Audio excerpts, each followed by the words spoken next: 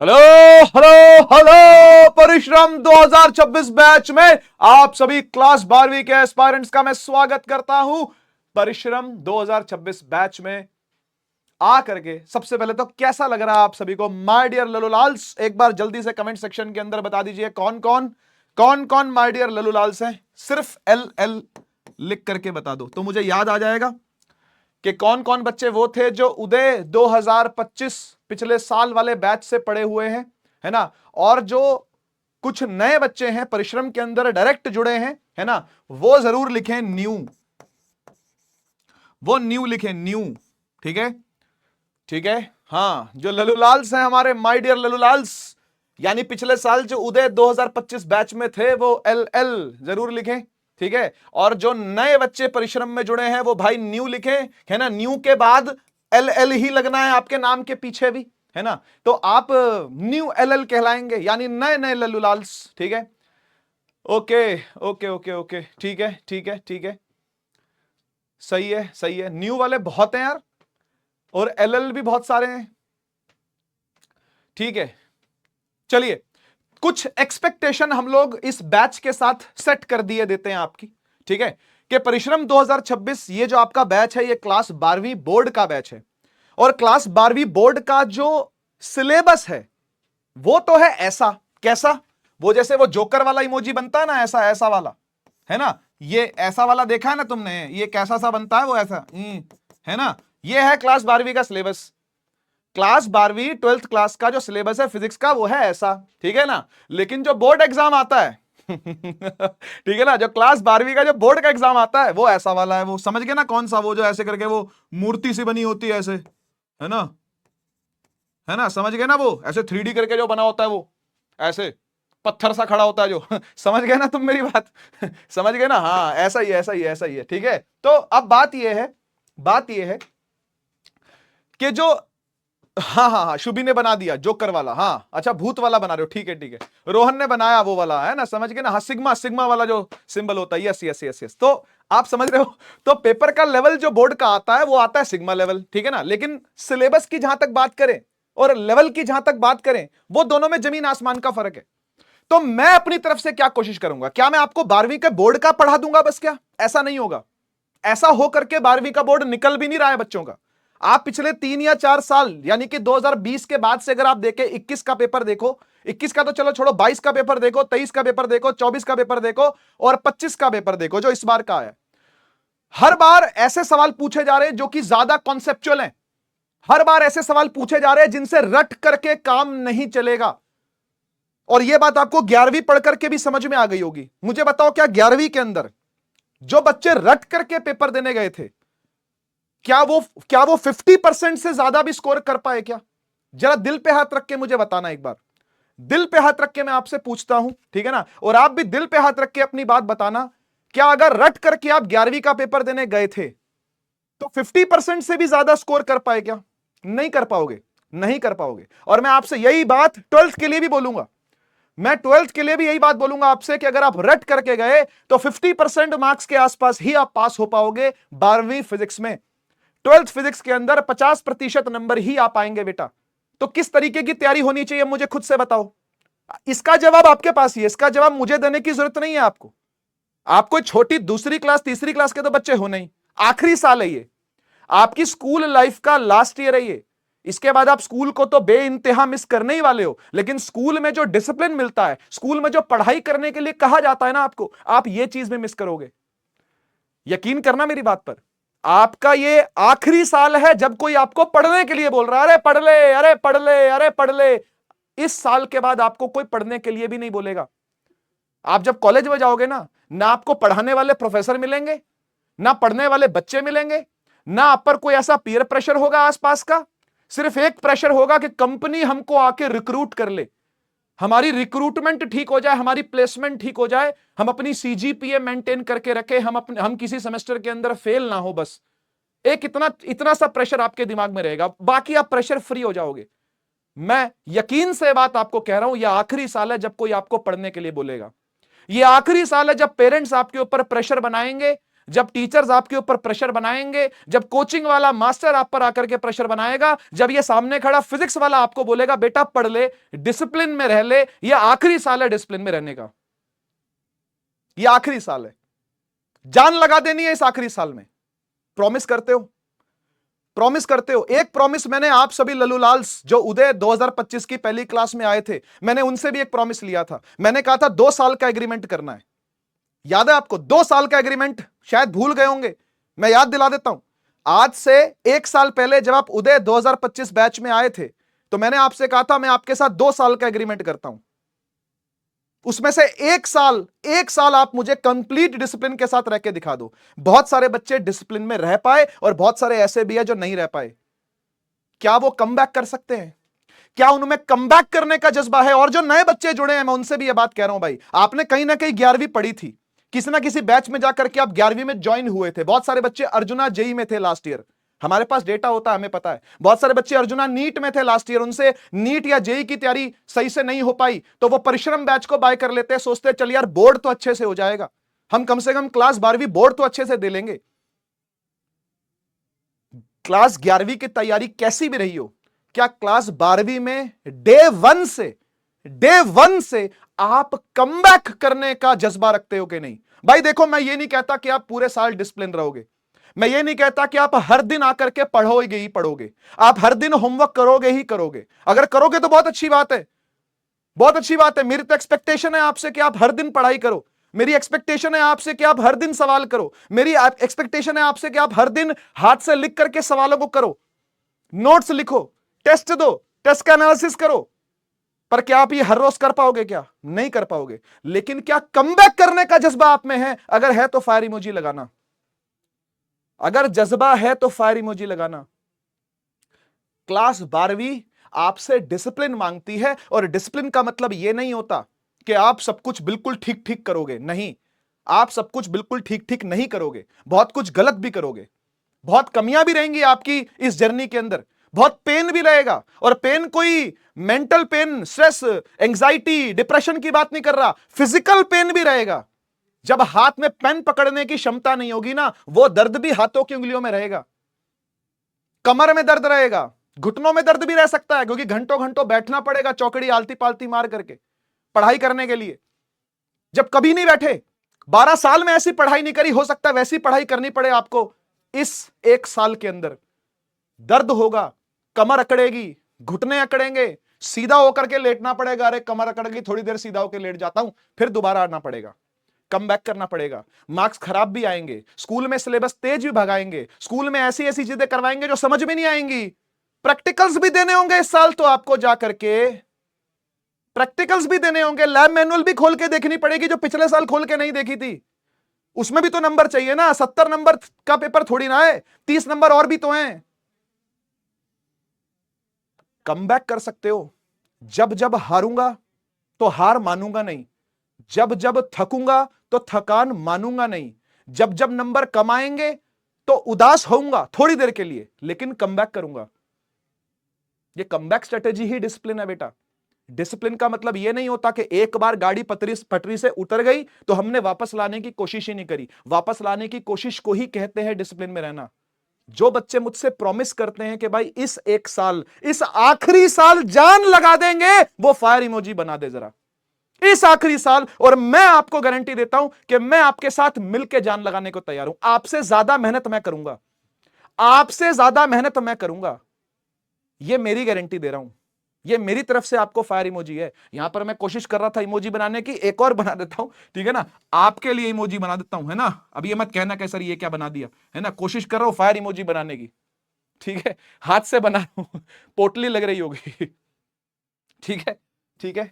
11th नहीं आती, 11th में कम नंबर आए, 11th में पॉइंट पे पास हुए, 11th में कुछ नहीं पढ़ा था, बिल्कुल कुछ नहीं आता था, क्या 12वीं में कुछ हो पाएगा? अरे बहुत कुछ हो पाएगा भाई, बहुत कुछ हो पाएगा। उम्मीद ही तो सबसे बड़ी चीज है, होप ही तो सबसे बड़ी चीज है भाई।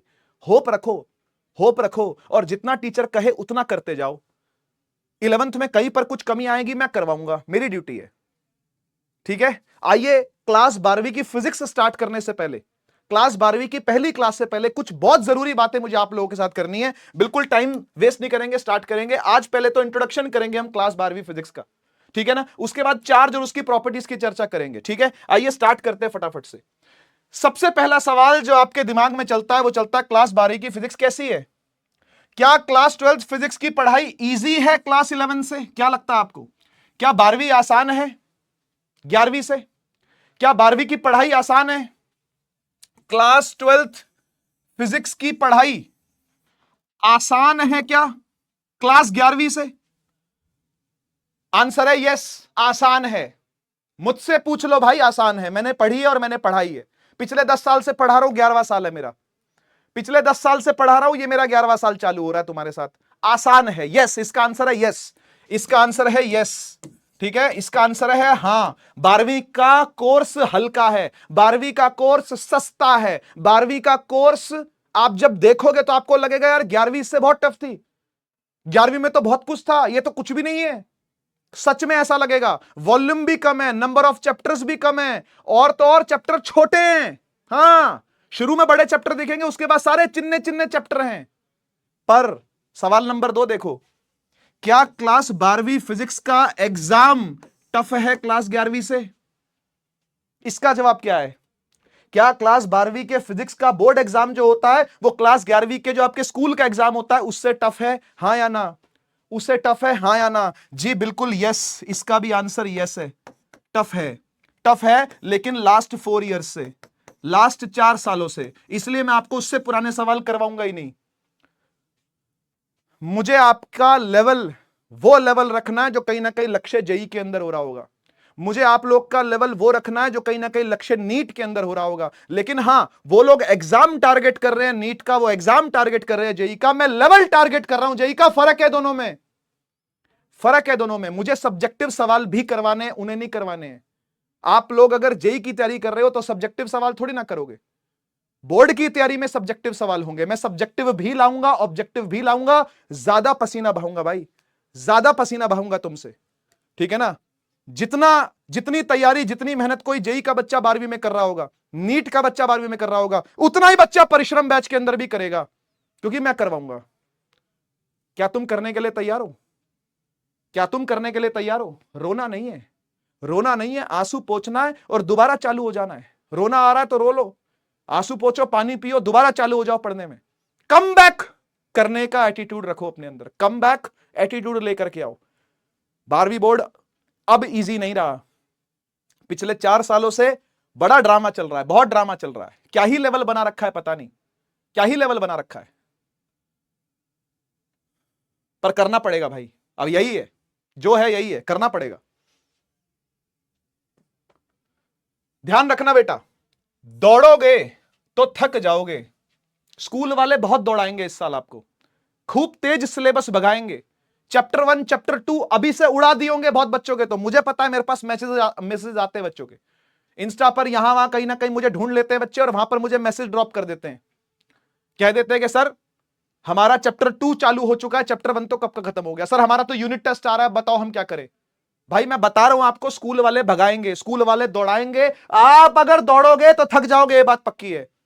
क्योंकि वो दौड़ाएंगे, वो समझाएंगे नहीं, कॉन्सेप्ट पर जोर नहीं देंगे, सवालों को सॉल्व करने पर वो लोग जोर नहीं देंगे। मैं कॉन्सेप्ट को डेप्थ में समझाऊंगा, सवालों को क्लास में ही करवाऊंगा, होमवर्क भी दूंगा, असाइनमेंट्स भी दूंगा, बहुत सारी चीजें देने वाला हूं। अभी ऑफरिंग बताता हूं आपको क्या है।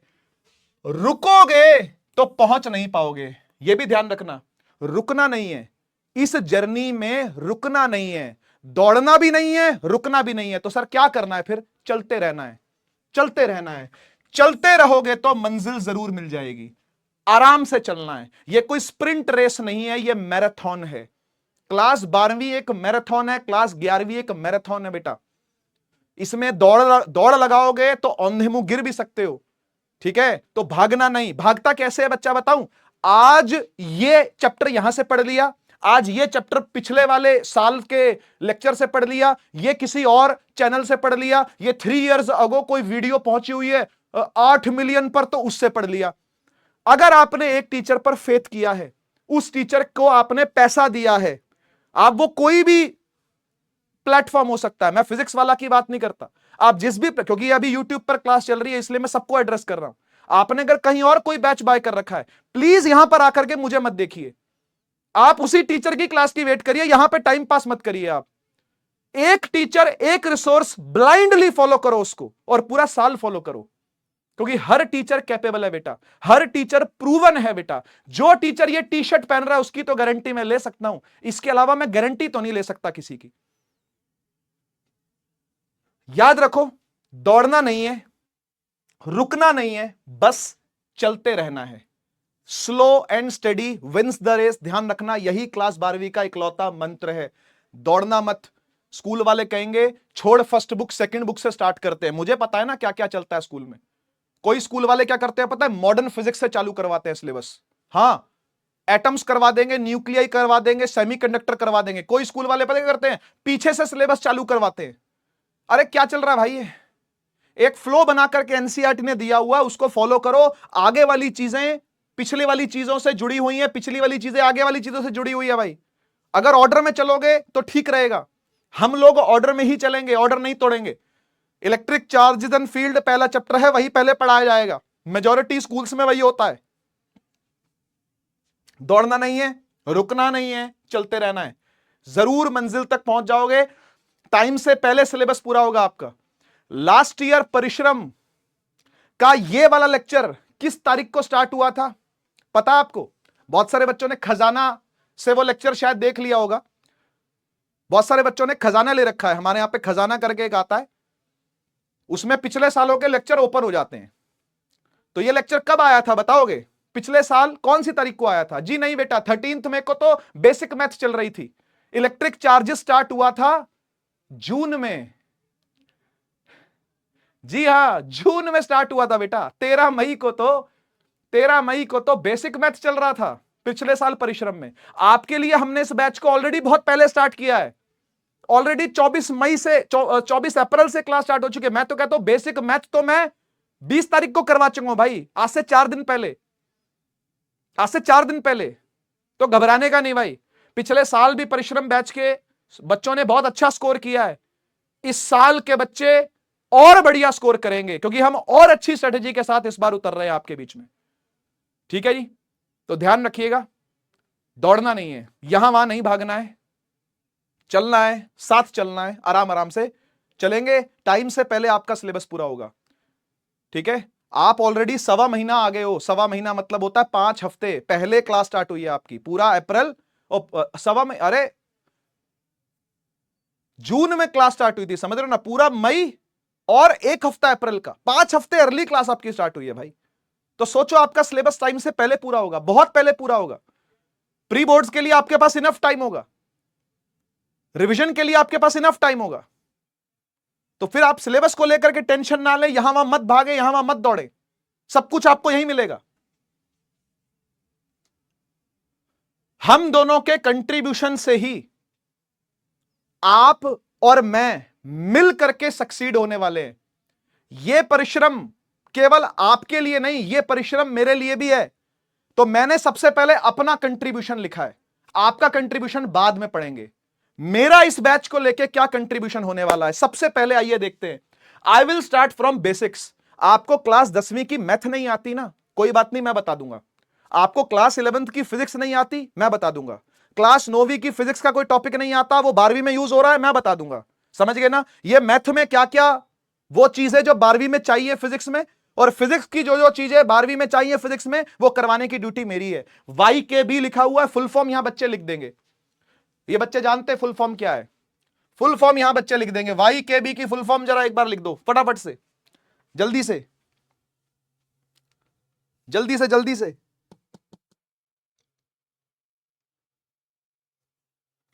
जल्दी से एक बार फटाफट से लिख दीजिए। आपने ऐसे में क्या करना है, आपका कंट्रीब्यूशन क्या होगा? ये तो मेरा है, ये तो मेरा है। यह यादों की बारात यादों की बारात आपको देखने को मिलती रहेगी पूरे साल। जहां जहां पर जरूरत पड़ेगी 11वीं क्लास की, मैं यादों की बारात लेकर के आऊंगा। जहां जहां जरूरत पड़ेगी 10वीं क्लास की, मैं यादों की बारात लेकर के आऊंगा। जहां जहां जरूरत पड़ेगी 9वीं क्लास की फिजिक्स या मैथ्स की, मैं यादों की बारात लेकर के आऊंगा। आपने क्या करना है, अब अपना कंट्रीब्यूशन भी साथ के साथ देख लो। I will listen carefully, try to understand with full efforts. Promise करते हो? प्रॉमिस करते हो? मैं सब कुछ ढंग से सुनूंगा, पूरे एफर्ट्स के साथ कोशिश करूंगा कि मैं सीख रहा हूं, कोशिश करूंगा कि मैं अंडरस्टैंड कर रहा हूं। आपने अपना एफर्ट 100% देना है। मैं हर एक चीज बेसिक से बताऊंगा। दूसरा कंट्रीब्यूशन, मैट्रिक्स बताऊंगा बहुत सारी, जो कि सीयूईटी के अंदर आपको काम आएगी। बेटा खाली बोर्ड देके क्या मिलने वाला है तुमको? बोर्ड देके क्या होगा? बोर्ड के बाद कौन सा एग्जाम दोगे? एनडीए दोगे, नीट दोगे, जेई दोगे, है ना? कुछ तो करोगे ना आगे, कोई तो कॉलेज में जाओगे ना भाई। सीयूईटी आएगा, नीट आएगा, एनडी आएगा, जेई आएगा, उसके लिए आपको ट्रिक्स चाहिए होंगी। एमसीक्यूज में ही लगाना है, मल्टीपल चॉइस क्वेश्चंस में ही लगाना है उसको। आरडीएक्स अच्छे से जानते ही हैं बच्चे जो 11th में पढ़े थे। इस बार आपको बहुत सारे आरडीएक्स देखने को मिलने वाले हैं। 12वीं कक्षा के अंदर बहुत सारे आरडीएक्स मैं आपको देने वाला हूं, जो कि आपने सिर्फ एमसीक्यूज में अप्लाई करने हैं। ध्यान से सुन लीजिएगा। सब्जेक्टिव के अंदर भाई हाथ जोड़ के विनती है, अप्लाई ना करना। हाथ जोड़ के विनती है। कोई बच्चे फुल फॉर्म लिख रहे हैं आरडीएक्स की, लिखो लिखो लिखो, बढ़िया बढ़िया। बताओ बताओ, अपने न्यू ललूलाल्स को बताओ कि फुल फॉर्म क्या है, YKB की फुल फॉर्म क्या है, आरडीएक्स की फुल फॉर्म क्या है, जरा बताओ। तीसरा कंट्रीब्यूशन मेरा क्या रहने वाला है? मैं क्वेश्चन प्रैक्टिस करवाऊंगा एनसीईआरटी के, वो सब क्वेश्चन जो जरूरी हैं आपके लिए, वो मैं करवाऊंगा क्लास में। प्रीवियस ईयर सवाल पिछले 4 सालों के या उससे भी पहले के जो जरूरी मुझे लगेंगे, वो मैं क्लास के अंदर करवाऊंगा। बाकी आपको होमवर्क भी दूंगा करने के लिए। होमवर्क का सॉल्यूशन आपके पास होगा। आपने रिटन प्रैक्टिस करनी है हर एक सब्जेक्टिव क्वेश्चन की।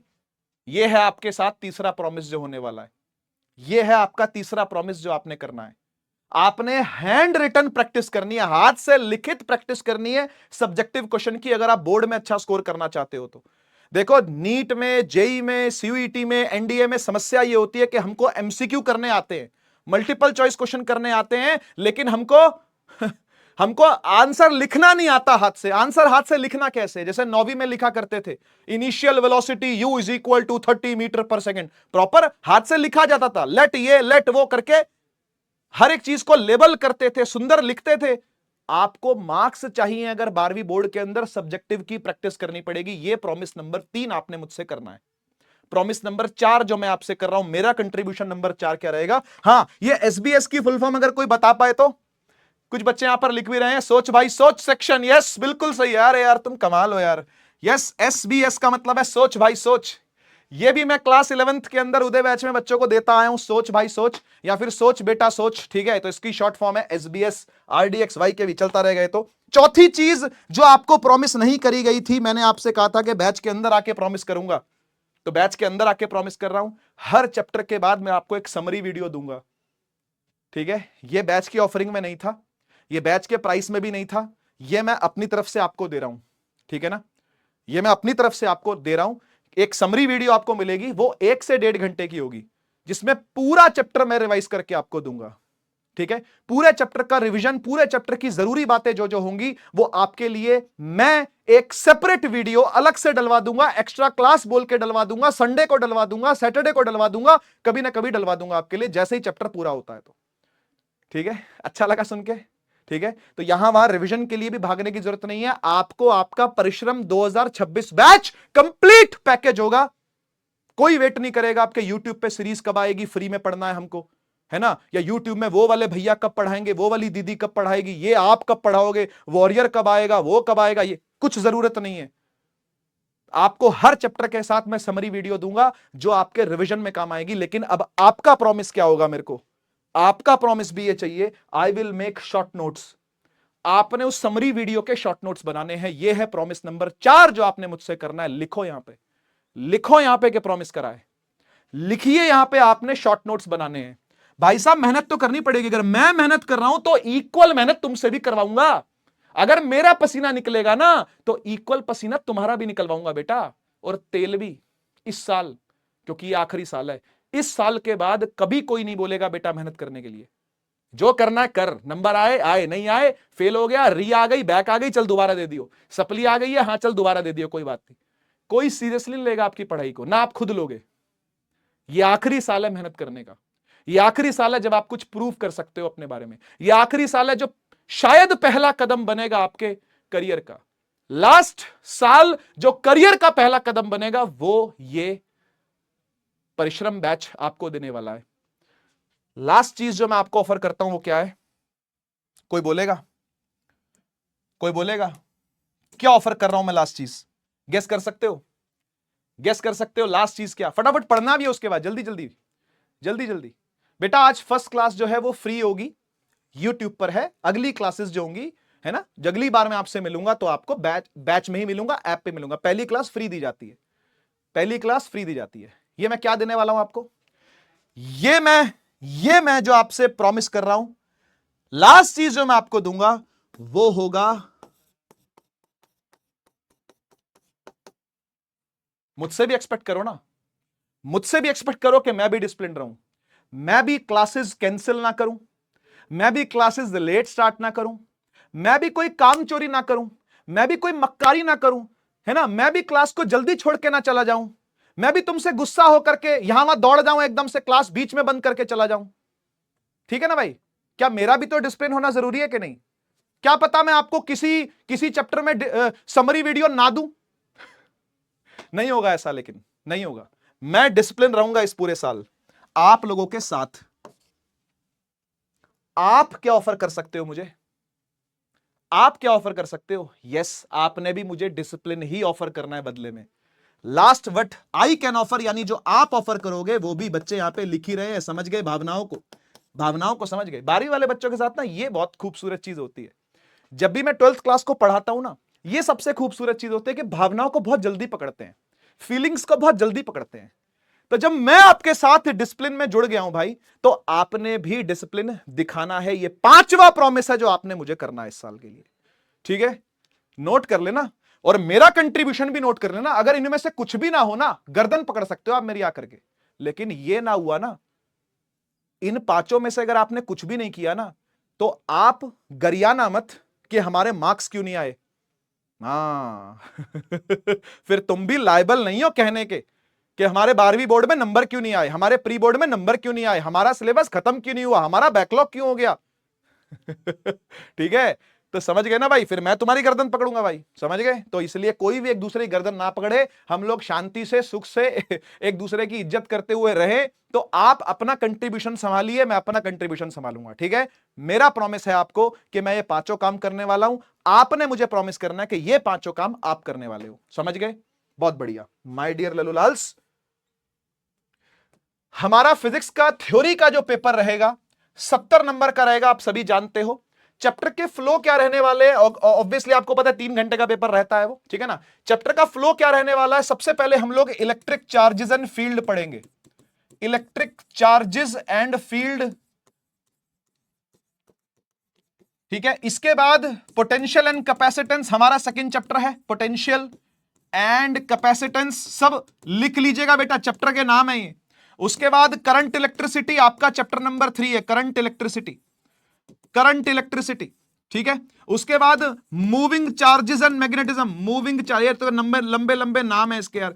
मूविंग चार्जेस एंड मैग्नेटिज्म, ये है नंबर 4 नंबर चैप्टर। उसके बाद आता है मैग्नेटिज्म एंड मैटर, बड़ा ही लल्लू सा चैप्टर है, छोटा सा चैप्टर है, प्यारा सा चैप्टर है, मैग्नेटिज्म एंड मैटर।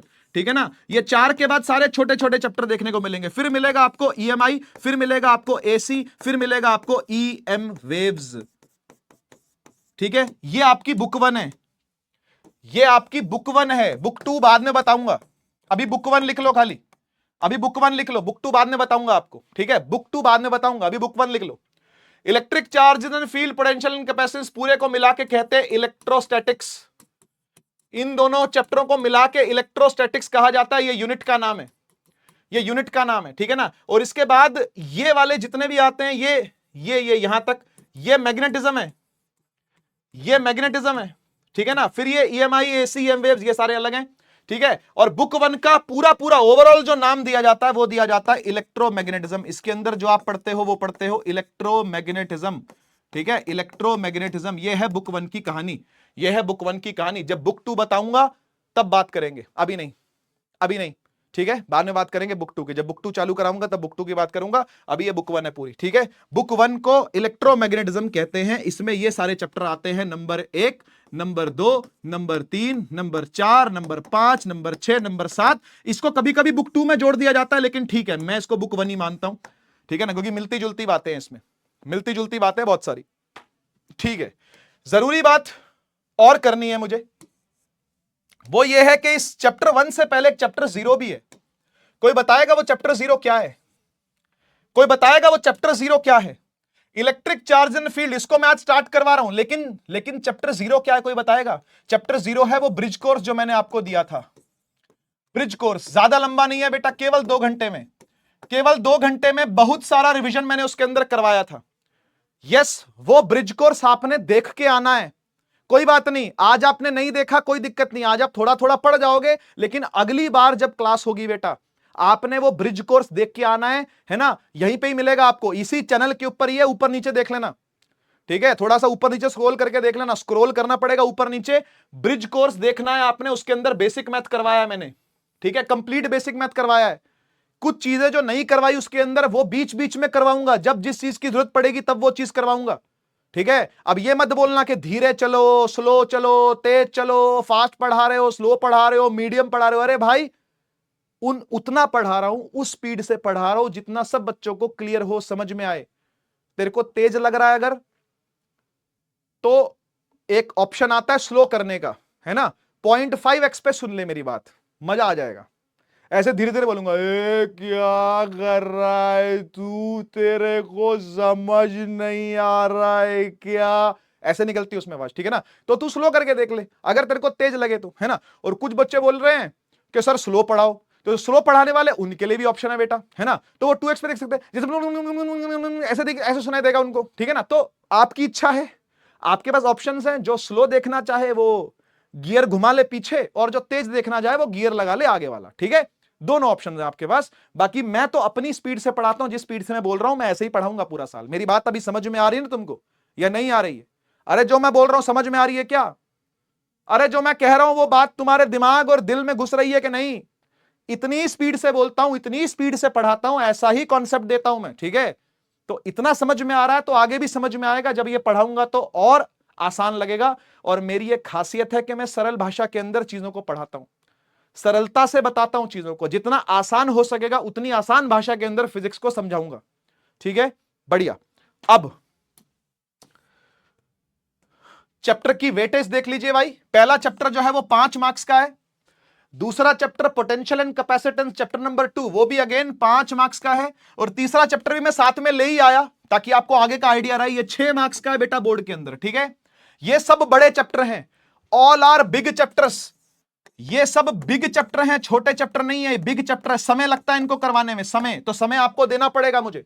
ठीक है, इसके अंदर हो सकता है 8 लेक्चर लगे, इसके अंदर भी 8 ही लगते हैं, सेम टाइम लगता है दोनों में। करंट इलेक्ट्रिसिटी के अंदर 7 लग सकते हैं, 6 भी लग सकते हैं, देखी जाएगी, वो तो आपके रिस्पॉन्स पे डिपेंड करेगा।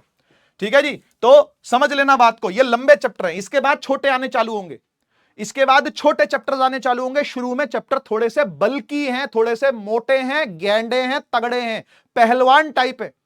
ठीक है, उसके बाद वाले चैप्टर बिल्कुल मच्छर जैसे दिखेंगे आपको, ऐसे उड़ जाएंगे 3-3 क्लास में, शुरू होते ही खत्म, शुरू होते ही खत्म, ऐसे हो जाएगा बाद में। ठीक है, तो टेंशन ना लेना, शुरू में सिलेबस स्लो चलता है। ये आपका सीबीएसई की वेबसाइट से सिलेबस डाउनलोड करके मैंने चिपका रखा है, जब आपको जरूरत पड़े आकर के आप इसको वापस से देख सकते हो। ठीक है, मैं इसको आपके लिए चिपकाऊंगा, हर चैप्टर की स्टार्टिंग में चिपकाऊंगा, जब आप चाहें तब आकर के इसको देख सकते हैं कि ये टॉपिक है, कि ये टॉपिक एनसीईआरटी में नहीं है। लेटेस्ट सिलेबस है, बिल्कुल लेटेस्ट सिलेबस है, बिल्कुल 2025-26 का है, जब आप एग्जाम दे रहे हो उसी का सिलेबस मैंने ला करके चिपका दिया है। ठीक है, इस टॉपिक में से आज हम क्या पढ़ने वाले हैं? इस चीज में से आज हम पढ़ने वाले इलेक्ट्रिक चार्जेस के बारे में, कंजर्वेशन ऑफ चार्ज, ये 2 टॉपिक आज हम पढ़ेंगे। फिर आगे आगे फर्दर पढ़ते चले जाएंगे, धीरे धीरे चीजें कवर होती जाएंगी। शुरू करें शुरू करें। आधा घंटा शुरू में देना पड़ता है बेटा, 12वीं क्लास है ना यार, समझ रहे हो ना, थोड़ी सी है ना, दिमाग की जो इंजीनियरिंग है ना वो करनी पड़ती है स्टार्टिंग में। तो ये आधा घंटा जो मैंने स्पेंड किया वो आपकी मस्तिष्क की इंजीनियरिंग में स्पेंड किया। अगला 1 घंटा मैं आपको पढ़ाने वाला हूं, आपका चैप्टर स्टार्ट होने जा रहा है, चैप्टर स्टार्ट होने से पहले हमको क्या करना होता है, माय डियर लल्लूलाल्स, जरा न्यू लल्लूलाल्स को सिखा दीजिए कैसे चैप्टर स्टार्ट होता है। जल्दी से जल्दी से, वो चाहिए मुझे, यहां पर चैट में चलता हुआ, तभी तभी क्लास स्टार्ट होगी, ठीक है। ऐप पे क्लास नहीं चल रही है, कोई दिक्कत नहीं, यहां देख ले बेटा, यहां देख ले, कोई बात नहीं, बाद में आपको ऐप पे मिल जाएगी क्लास, यही सेम क्लास आपको ऐप में भी मिल जाएगी, ठीक है। हां, फायर इमोजी बनाना होता है बेटा, बिल्कुल फायर इमोजी चाहिए होता है, ठीक है। सवाल आया बच्चे का, सर नोट्स कैसे बनाएं। देखो, सबसे पहले एक बेसिक सी चीज समझ लो, नोट्स सबके पर्सनलाइज्ड बनते हैं, माने खुद के बनते हैं, कस्टमाइज्ड बनते हैं। किसी के नोट्स देखने नहीं होते, किसी के नोट्स कॉपी नहीं करने होते, जेरोक्स नहीं करवाने होते, किताबें इकट्ठी नहीं करनी होती हैं, ठीक है। रिसोर्सेज जितने कम रखो उतना अच्छा है, ठीक है। अब नोट्स कैसे बनते हैं, तो मिनिमम वो चीज जो पीछे लिखी हुई है वो आपके नोट्स में होनी चाहिए और खुद के हाथ से लिखी होनी चाहिए। ये दो बात समझ में आ गई। बात नंबर 1, नोट्स कैसे बनते हैं। बात नंबर 1, नोट्स कैसे बनाए जाते हैं। पॉइंट नंबर 1, पॉइंट नंबर 1 आपने ध्यान रखना है कि जो चीज पीछे लिखी हुई है वो चीज तो कम से कम आपके पास हो ही हो, आपने हाथ से लिखी हो, वो चीज आपके पास होनी चाहिए। दूसरी चीज, वो स्वयं हस्तलिखित होनी चाहिए, यानी खुद के हाथ से लिखी हुई, किसी और के हाथ से लिखवानी नहीं, किसी की लिखी हुई कॉपी करनी नहीं, किसी की लिखी हुई को जिरोक्स भी नहीं करवाना, किसी के नोट्स खरीदने नहीं।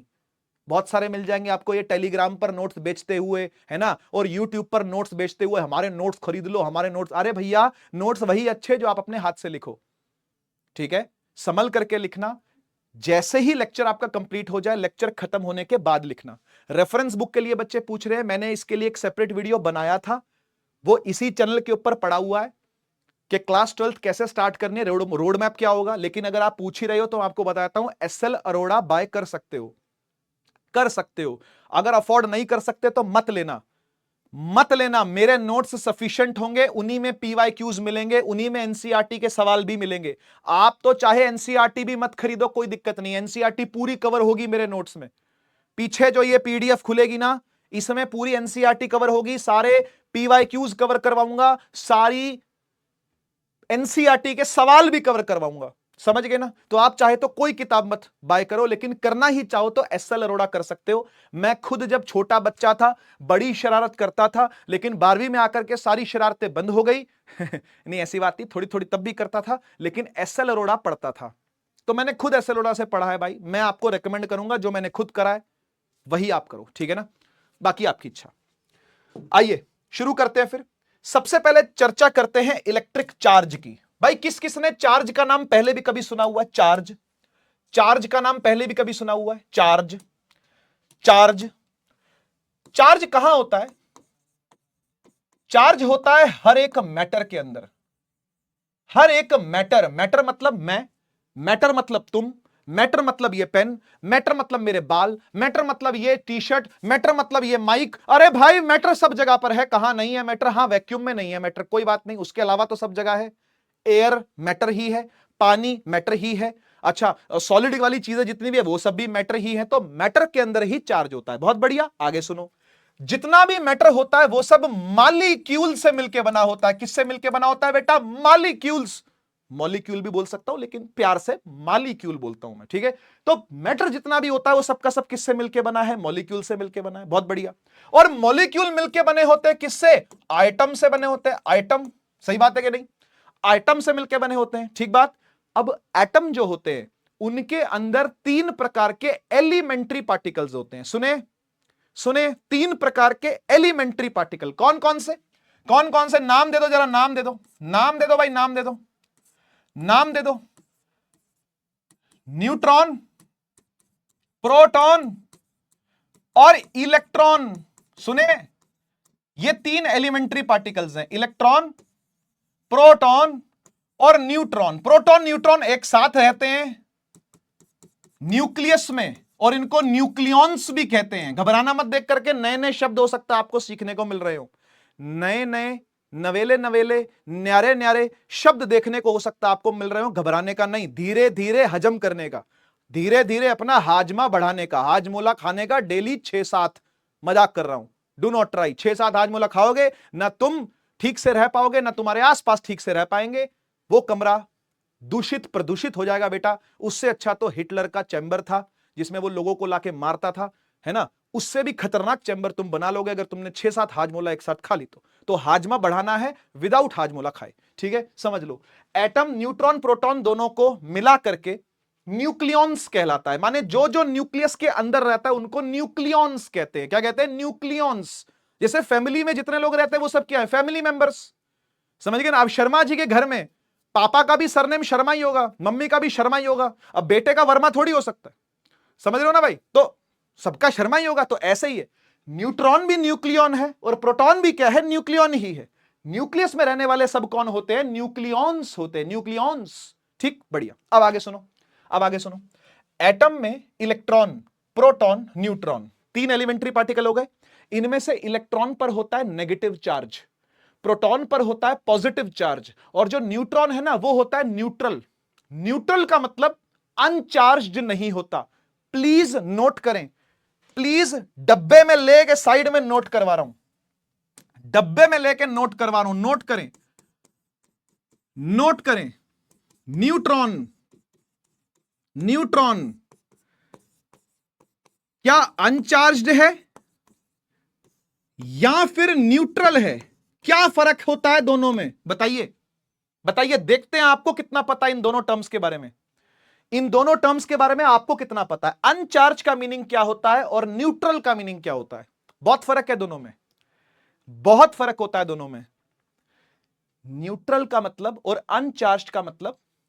बहुत बढ़िया, बच्चे यहां पर लिख रहे हैं न्यूट्रल। सही बात है, सही बात है। अनचार्ज नहीं बोल सकते बेटा इसको, अनचार्ज नहीं बोलने का, न्यूट्रल बोलने का। फर्क क्या है? फर्क क्या है? अनचार्ज का मतलब होता है चार्ज ही नहीं है, चार्ज ही एब्सेंट है। जैसे फोटोन में होता है, फोटोन है ना, सुना? लाइट का पार्टिकल, लाइट का पार्टिकल फोटोन है, वो अनचार्ज्ड है। फोटोन को आप अनचार्ज्ड कह सकते हो क्योंकि उसमें कोई चार्ज नहीं है, क्योंकि वो मैटर नहीं है। भाई देखो, क्या न्यूट्रॉन मैटर नहीं है क्या? इधर सुन, इधर सुन मेरी बात। क्या न्यूट्रॉन मैटर नहीं है क्या? है ना, है ना? क्या न्यूट्रॉन मैटर नहीं है क्या? है ना? और मैटर के पास चार्ज होता ही होता है, मैटर के पास तो चार्ज होता ही होता है। न्यूट्रल का मतलब पता क्या होता है? न्यूट्रल का मतलब होता है नेट चार्ज जीरो होना, नेट चार्ज जीरो होना। और अनचार्ज का मतलब होता है चार्ज एब्सेंट होना, चार्ज एब्सेंट होना और नेट चार्ज जीरो होने में जमीन आसमान का फर्क है। मैं एक एग्जांपल देता हूं। मान लो एक बॉडी है, उस बॉडी के पास 10 पॉजिटिव चार्ज है और 10 नेगेटिव चार्ज है। आप क्या बोलोगे? ये बॉडी पर नेट चार्ज कितना है? इस बॉडी का नेट चार्ज बताइए कितना है? बताइए, बताइए, बताइए, बताइए, बताइए, बताइए, नेट चार्ज बताइए कितना है? एक बॉडी पर अगर +10 और -10 का चार्ज है तो इस बॉडी पर नेट चार्ज कितना है? इस बॉडी पर नेट चार्ज कितना है? हाँ, समझा रहा हूं, समझा रहा हूं, सुनते जाओ। नेट चार्ज कितना है? शाबाश, 0 है। तो क्या मैं इसको अनचार्ज्ड बोलूंगा या मैं इसको न्यूट्रल बोलूंगा? क्या बोलना ज्यादा सही है?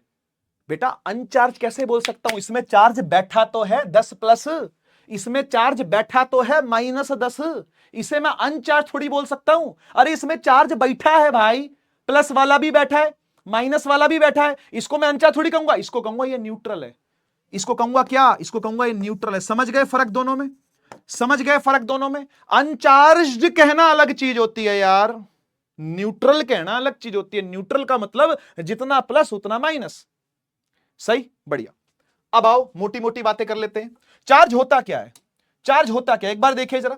चार्ज एक इंट्रिंसिक प्रॉपर्टी है एलिमेंट्री पार्टिकल्स की, बस इतना समझ लो। सर ये क्या होता है? इंट्रिंसिक का क्या मतलब होता है? इंट्रिंसिक का मतलब होता है अंदरूनी।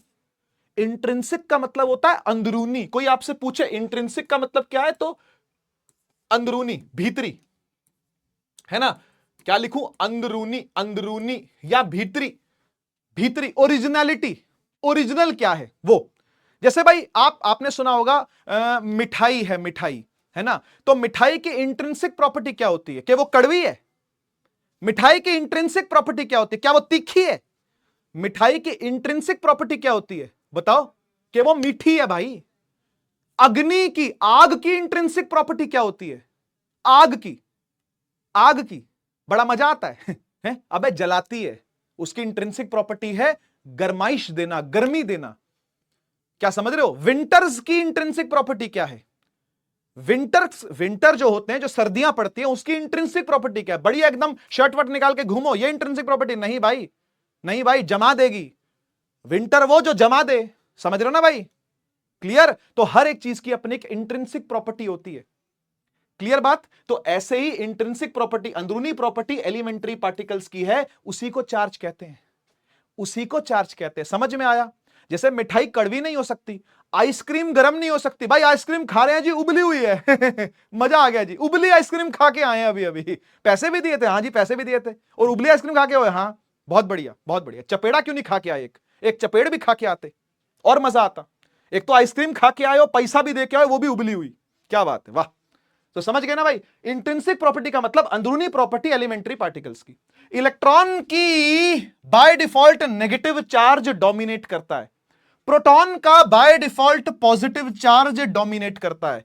लेकिन आपको एक अंदर की बात बताऊं, किसी से कहना मत, किसी को बोलना मत, एक अंदर की बात बताता हूं, बताओ एक अंदर की बात बताऊं, क्या है बोल, एक अंदर की बात बताऊं, किसी को बोलना मत, बोलेगा तो नहीं किसी को, प्रॉमिस कर, प्रॉमिस कर, बोलेगा नहीं, अंदर की बात बताऊं, ठीक है? सुन, ध्यान से सुनियो, ध्यान से सुनियो, किसी को बताना नहीं, किसी को मत बताइयो, सुन ध्यान से सुन।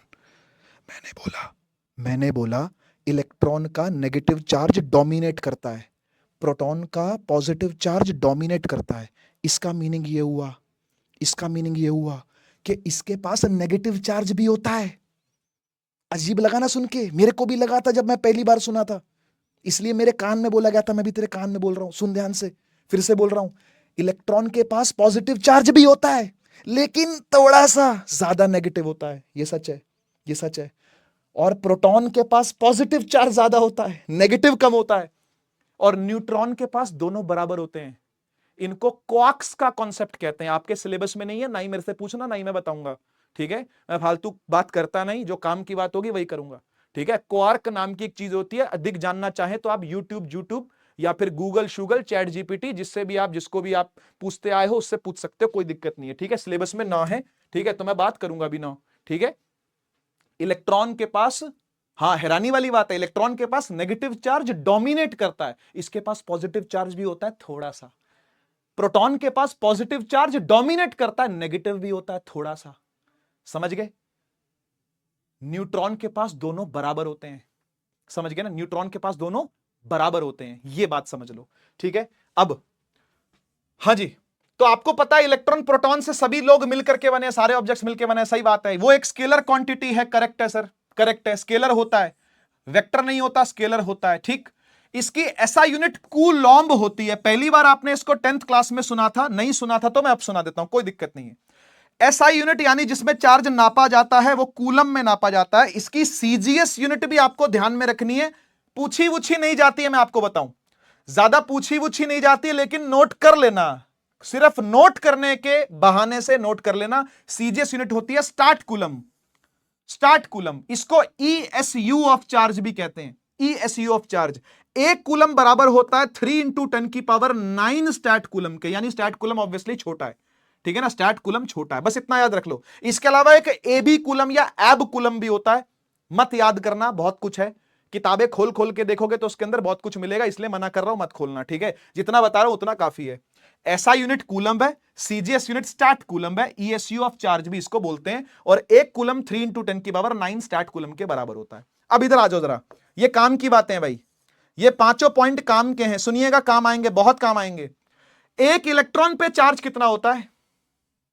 भाई मैंने बोला ना इलेक्ट्रॉन के ऊपर नेगेटिव चार्ज होता है, तो कितना होता है, कितना, क्वांटिटी कितनी है? माइनस का 1.6 × 10⁻19। प्रोटॉन पर चार्ज कितना होता है? उतना ही प्लस में, मतलब एक बार याद कर लो, दोनों बार याद रहेगा, सही बात है क्या नहीं?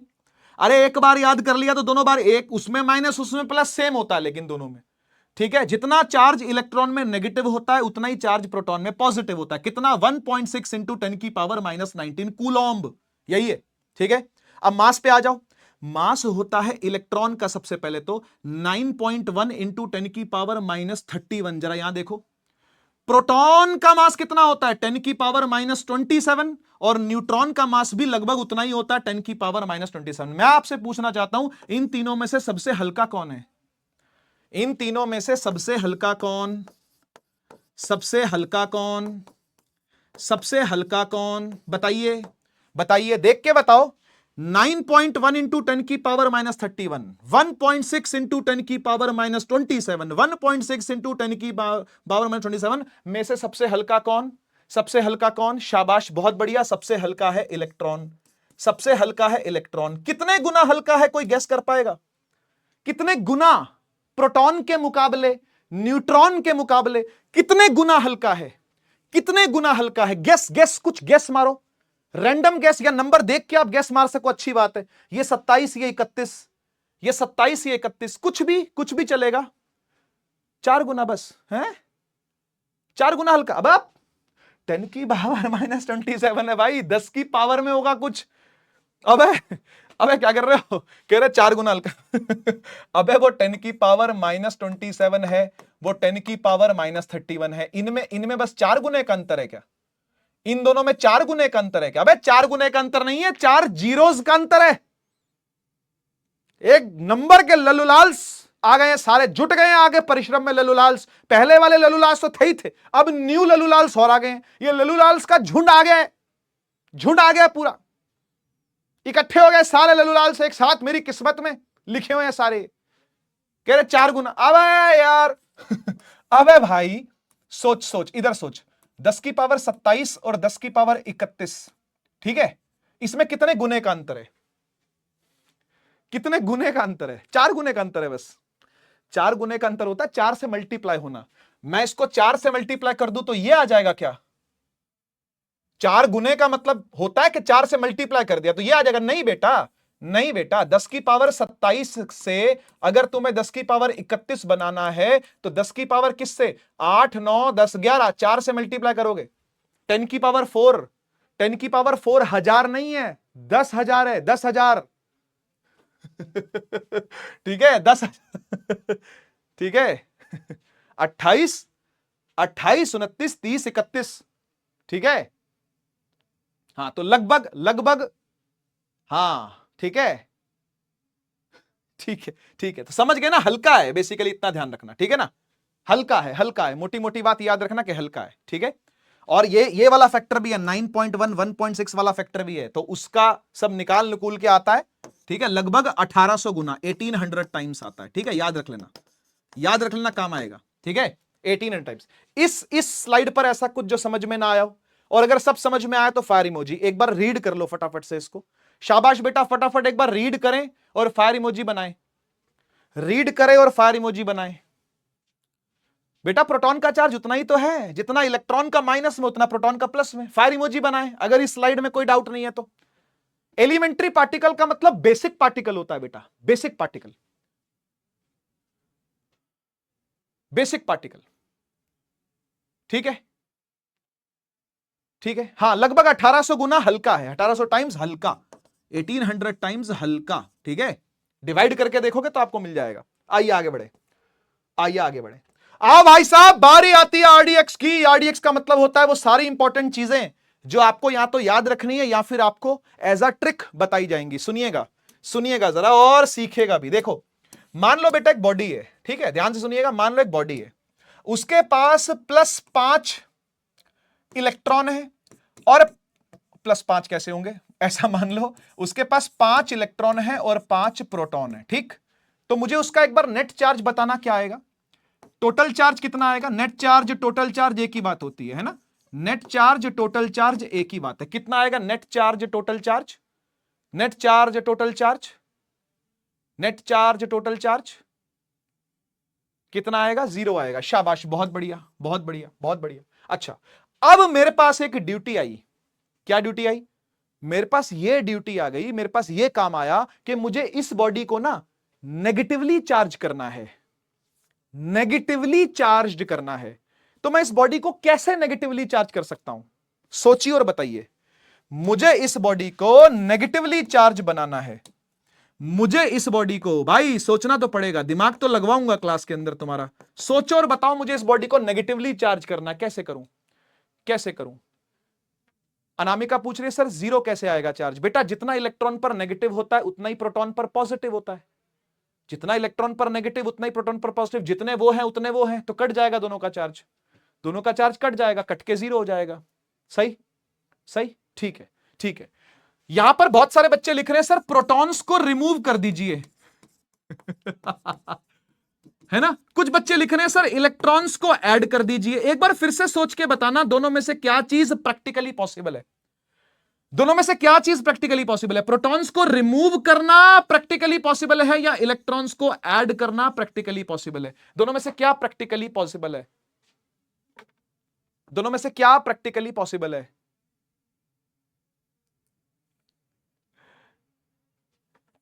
बेटा प्रोटॉन रिमूव नहीं हो सकते, मजाक चल रहा है क्या? न्यूक्लियस के अंदर होता है प्रोटॉन, न्यूक्लियस के अंदर होता है। न्यूक्लियस समझते हो क्या है? न्यूक्लियस वो है कि कभी वो फट गया ना बेटा तो हिरोशिमा नागासाकी हो जाएगा, जो पहले हुआ था पता है ना। न्यूक्लियर बॉम्ब फटता है तो क्या होता है?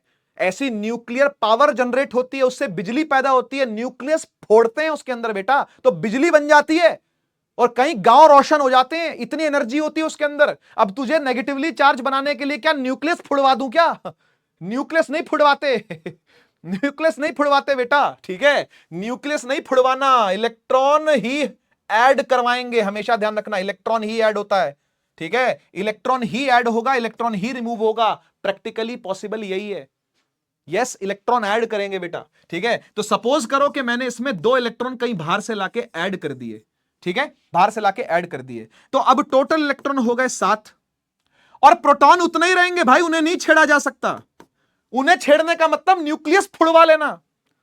न्यूक्लियस फुड़वाना माथा फुड़वाना एक बराबर है भाई, बहुत मेहनत लगती है बहुत मेहनत लगती है, ठीक है। तो इसलिए हम क्या कर रहे हैं, इलेक्ट्रॉन्स को ऐड करवा के 7 करवा देंगे इलेक्ट्रॉन, 5 प्रोटॉन रह जाएंगे। मुझे बताओ ऐड करवाने से इलेक्ट्रॉन्स, क्या अब ये बॉडी आपको नेगेटिवली चार्ज दिख रही है क्या, या नहीं? या नहीं? देखो ना भाई, अब इसका नेट चार्ज क्या बोलोगे, कैसा हो गया है? अब इसका क्यूनेट, क्यूनेट का मतलब नेट चार्ज होता है, क्यू चार्ज को डिनोट करते हैं, नेट लिख दिया तो मतलब टोटल बात हो रही है। बताइए जरा इसका क्यूनेट, क्यूनेट जो होगा वो नेगेटिव होगा कि पॉजिटिव होगा या न्यूट्रल होगा? क्या होगा, क्या लगता है, क्या लगता है? हो गया ना, हो गया ना नेगेटिवली चार्ज ये। कैसे? कैसे? क्योंकि इलेक्ट्रॉन्स की संख्या ज्यादा हो गई है, इलेक्ट्रॉन्स प्रोटॉन से ज्यादा हो गए हैं बेटा। यही चाहते थे हम, यही चाहते थे हम कि कोई एक चीज दोनों में से डिसबैलेंस हो जाए, कोई भी कर दो, पर प्रोटॉन नहीं कर सकते। तो सर इलेक्ट्रॉन ही करेंगे? हाँ इलेक्ट्रॉन ही करेंगे। समझ गए ना? कहने को तो मन में लगता है यार कोई भी डिसबैलेंस ही तो करना, किसी को भी कर दो किसी को भी कर दो, लेकिन ऐसे किसी को भी नहीं कर सकते। मतलब प्रोटॉन को तो छेड़ ही नहीं सकते, इलेक्ट्रॉन को ही करना पड़ेगा। समझ गए ना? अच्छा, अब मुझे एक बात बताओ, अब मुझे एक बात बताओ, अगर मुझे पॉजिटिव बॉडी बनानी हो इस न्यूट्रल बॉडी से, है ना, इस न्यूट्रल बॉडी से, टोटल चार्ज 0 है, यानी ये बॉडी कैसी है, ये न्यूट्रल बॉडी है, ये न्यूट्रल बॉडी है। न्यूट्रल बॉडी से मुझे अगर पॉजिटिव बॉडी बनानी है, पहले नेगेटिव बनाई अब पॉजिटिव बनानी है, तो क्या करूंगा? यस, इस बार रिमूव करूंगा बेटा, इस बार मैं। वो कैसे रिमूव होता है बाद की बात है, अर्थिंग करते हैं कि कंडक्शन करते हैं कि फ्रिक्शन करते हैं, क्या करते हैं वो सब बाद में देखेंगे। अभी के लिए मोटी बात समझो कि यहां से हम प्रोटॉन नहीं हिला सकते, पहले भी नहीं हिला सकते थे, अब भी नहीं हिला सकते। हम यहां से इलेक्ट्रॉन रिमूव करवाएंगे। मान लेते हैं हमने यहां से 3 इलेक्ट्रॉन्स रिमूव करवा दिए, कुछ भी ऐसे ही ले रहा हूं केस, ऐसी मन मर्जी का ले रहा हूं। यहां पर 2 ऐड करवाए थे, यहां 3 हटा दिए, क्या दिक्कत है? एक ही बात है, एग्जाम्पल एग्जाम्पल होता है, कुछ भी ले लो। 5 में से 3 चलेगा बेटा, कितने बचे जल्दी बताओ? 5 में से 3 गए तो 2 बचे ना, और प्रोटॉन उतने के उतने ही है। बताइए डिसबैलेंस अब किसके फेवर में आया? डिसबैलेंस तो आ गया ना, पहले बैलेंस बना हुआ था, यहां पर पहले संतुलन बना हुआ था, संतुलन बना हुआ था, लेकिन अब यह संतुलन किसके फेवर में बिगड़ गया? किसके फेवर में बिगड़ गया? प्रोटॉन ऐड नहीं होते दिव्या बेटा, ना ही प्रोटॉन रिमूव होते, ना ही ऐड होते। क्या मजाक चल रहा है ये? है न्यूक्लियस भी बोलेगा, रदरफोर्ड भी बोलेगा, आत्मा डराएगी बेटा उसकी, ठीक है। प्रोटॉन नहीं छेड़ना, यस प्रोटॉन के फेवर में गया, सही बात है। तो ये बॉडी कैसी हो गई? क्योंकि प्रोटॉन ज्यादा हो गए हैं इलेक्ट्रॉन से, है ना, प्रोटॉन ज्यादा हो गए इलेक्ट्रॉन से, तो ये क्या बन गया? ये बन गई पॉजिटिव, ये बन गई पॉजिटिवली चार्ज्ड बॉडी। समझ गए? इस तरीके से चार्जिंग करी जाती है, इस तरीके से चार्जिंग करी जाती है, बिगाड़ा जाता है, संतुलन बिगाड़ा जाता है। समझ गए? अबे यार एक बात बताओ, ये बातें क्या तुम पहली बार पढ़ रहे हो क्या? अब बच्चे कहेंगे सर हां आपने तो कहा था कि 9वीं ना पढ़ी हो तो भी, 10वीं ना पढ़ी हो तो भी यार। अबे केमिस्ट्री की बात कर रहा हूं, केमिस्ट्री तो पढ़ी थी, फिजिक्स नहीं पढ़ी थी, चलो मान लेते केमिस्ट्री तो पढ़ी थी। एटम याद है, 9th क्लास में पहली बार सुना था एटम। न्यूट्रल होता है बाय डिफॉल्ट, लेकिन जब उसमें से इलेक्ट्रॉन लिया जाता है तो वो कैटायन बन जाता है, और जब इलेक्ट्रॉन ऐड कर देते हैं तो वो एनायन बन जाता है। बेटा क्या ये एनायन नहीं बन गया एक तरीके से? क्या ये एनायन नहीं है? अच्छा, ये 5 इलेक्ट्रॉन 5 प्रोटॉन वाला कौन सा एटम है? ये बोरॉन है। ये बोरॉन का एटम है। नहीं, गलत कह रहा हूं क्या? ज्यादा केमिस्ट्री तो नहीं हो गई भाई? अरे केमिस्ट्री की ओवरडोज से कोई कुछ बच्चे बेहोश तो नहीं हो गए? बोरॉन टॉक्सिसिटी तो नहीं हो गई बॉडी में? क्षमा करें भाई, मैं मजाक कर रहा था भाई, मैं केमिस्ट्री कुछ नहीं जानता यार। छोड़ो यार, छोड़ो, रहन दो यार, रहन दो, बेचारे पसीने छूट गए यार तुम्हारे। छोड़ो छोड़ो, रहन दो भाई। कोई बोरॉन की बात, कोई कैटायन, कोई मजाक कर रहे हो क्या? कैटायन क्या होता है? What is cation? बिल्ली की बात हो रही? नहीं, एनायन, एनायन कौन है? मैं नहीं जानता किसी एनायन कैटायन, मैं नहीं जानता। हाँ, ये बात समझ लो, अगर दोनों बराबर हो तो न्यूट्रल। ठीक, दोनों में से कोई भी संतुलन बिगड़ गया, इलेक्ट्रॉन ऐड करने पर भी संतुलन बिगड़ता है, इलेक्ट्रॉन रिमूव करने पर भी संतुलन बिगड़ता है। जब जब संतुलन बिगड़ेगा बॉडी चार्ज्ड कहलाएगी। चार्ज्ड, या तो नेगेटिवली चार्ज्ड या फिर पॉजिटिवली चार्ज्ड कहलाएगी। समझ में आ गई? आरडीएक्स क्या कहता है फिर? आरडीएक्स कहता है इलेक्ट्रॉन ऐड करोगे तो नेगेटिव चार्ज होएगा। सही है? सही है कि नहीं? इलेक्ट्रॉन रिमूव करोगे तो पॉजिटिव चार्ज होएगा। सही है कि नहीं? बात समझ में आ गई? बात समझ में आ गई? इस स्लाइड में कोई दिक्कत तो नहीं है? इस स्लाइड में कोई दिक्कत नहीं है तो फायर इमोजी। इस स्लाइड में कोई दिक्कत नहीं है तो फायर इमोजी। इतना ध्यान रखना। कुछ बच्चे नए आए हैं, न्यू ललूलाल्स पूछ रहे हैं आरडीएक्स क्या होता है, बता दिया जाएगा, कोई दिक्कत नहीं। अभी तुम बस नोट करो, अभी बस नोट करो बेटा, ठीक है ना? बैच में आओ, सब बताएंगे, ठीक है? आरडीएक्स, आरडीएक्स, ठीक है? इलेक्ट्रॉन ऐड करने का मतलब नेगेटिव चार्ज कर देना, इलेक्ट्रॉन रिमूव करने का मतलब पॉजिटिव चार्ज ले आना बॉडी में। प्रोटॉन नहीं हिलते, प्रोटॉन नहीं हिलते। यहां लिख दूं, यहां लिख दूं, प्रोटॉन नहीं हिलते। ठीक है? ठीक है, बढ़िया। प्रोटॉन नहीं हिलते क्योंकि न्यूक्लियस के अंदर होते हैं। ठीक है, बहुत ही प्यारा सा सवाल लेकर के आया हूं।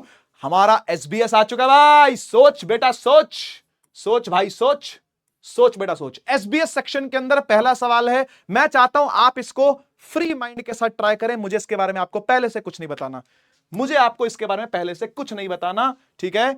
अरे भाई साहब, कितने सारे बच्चे हमारे साथ जुड़ गए हैं, 17,000। ठीक है, तो मैंने आपको दिया 30 सेकंड का टाइम। ABCD जो लगता है मारो, जो लगता है मारो। एक न्यूट्रल बॉडी को नेगेटिवली चार्ज कर दिया, उसके मास का क्या होगा आपको बताना है। मास? सर मास की बात तो आपने करी नहीं सर। सर मास कहां से आ गया सर? मास तो आपने कुछ बताया ही नहीं सर। दिमाग लगाओ और सोचो, एक बॉडी कैसे नेगेटिवली चार्ज होती है, आप अपने आप समझ जाओगे कि उसके मास के साथ क्या होगा।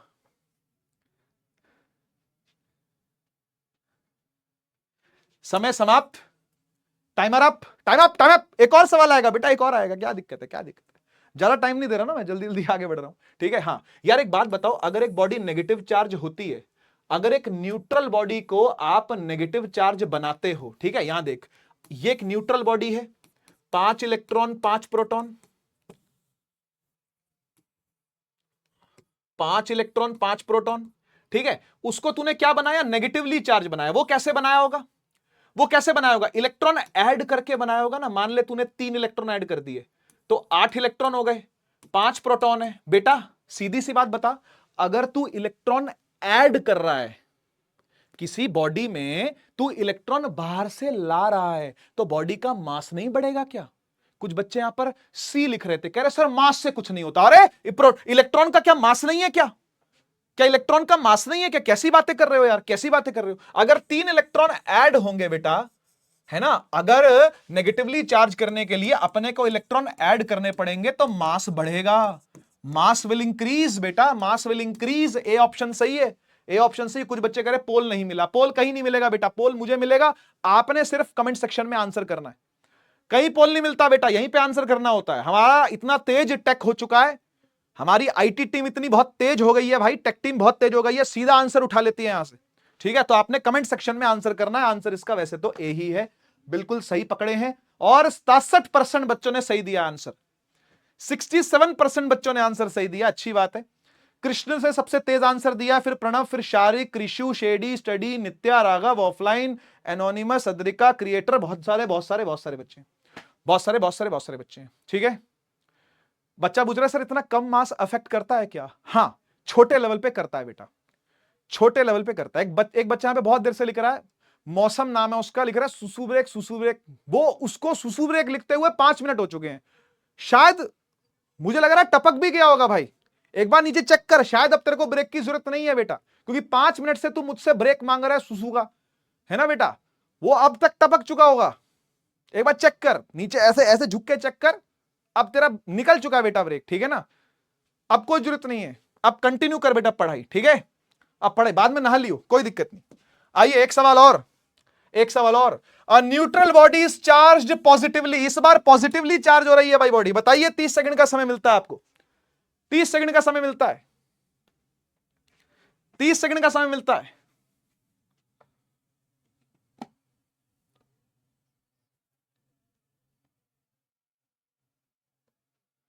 इस बार बॉडी को पॉजिटिवली चार्ज किया गया, उसके मास के साथ क्या होगा?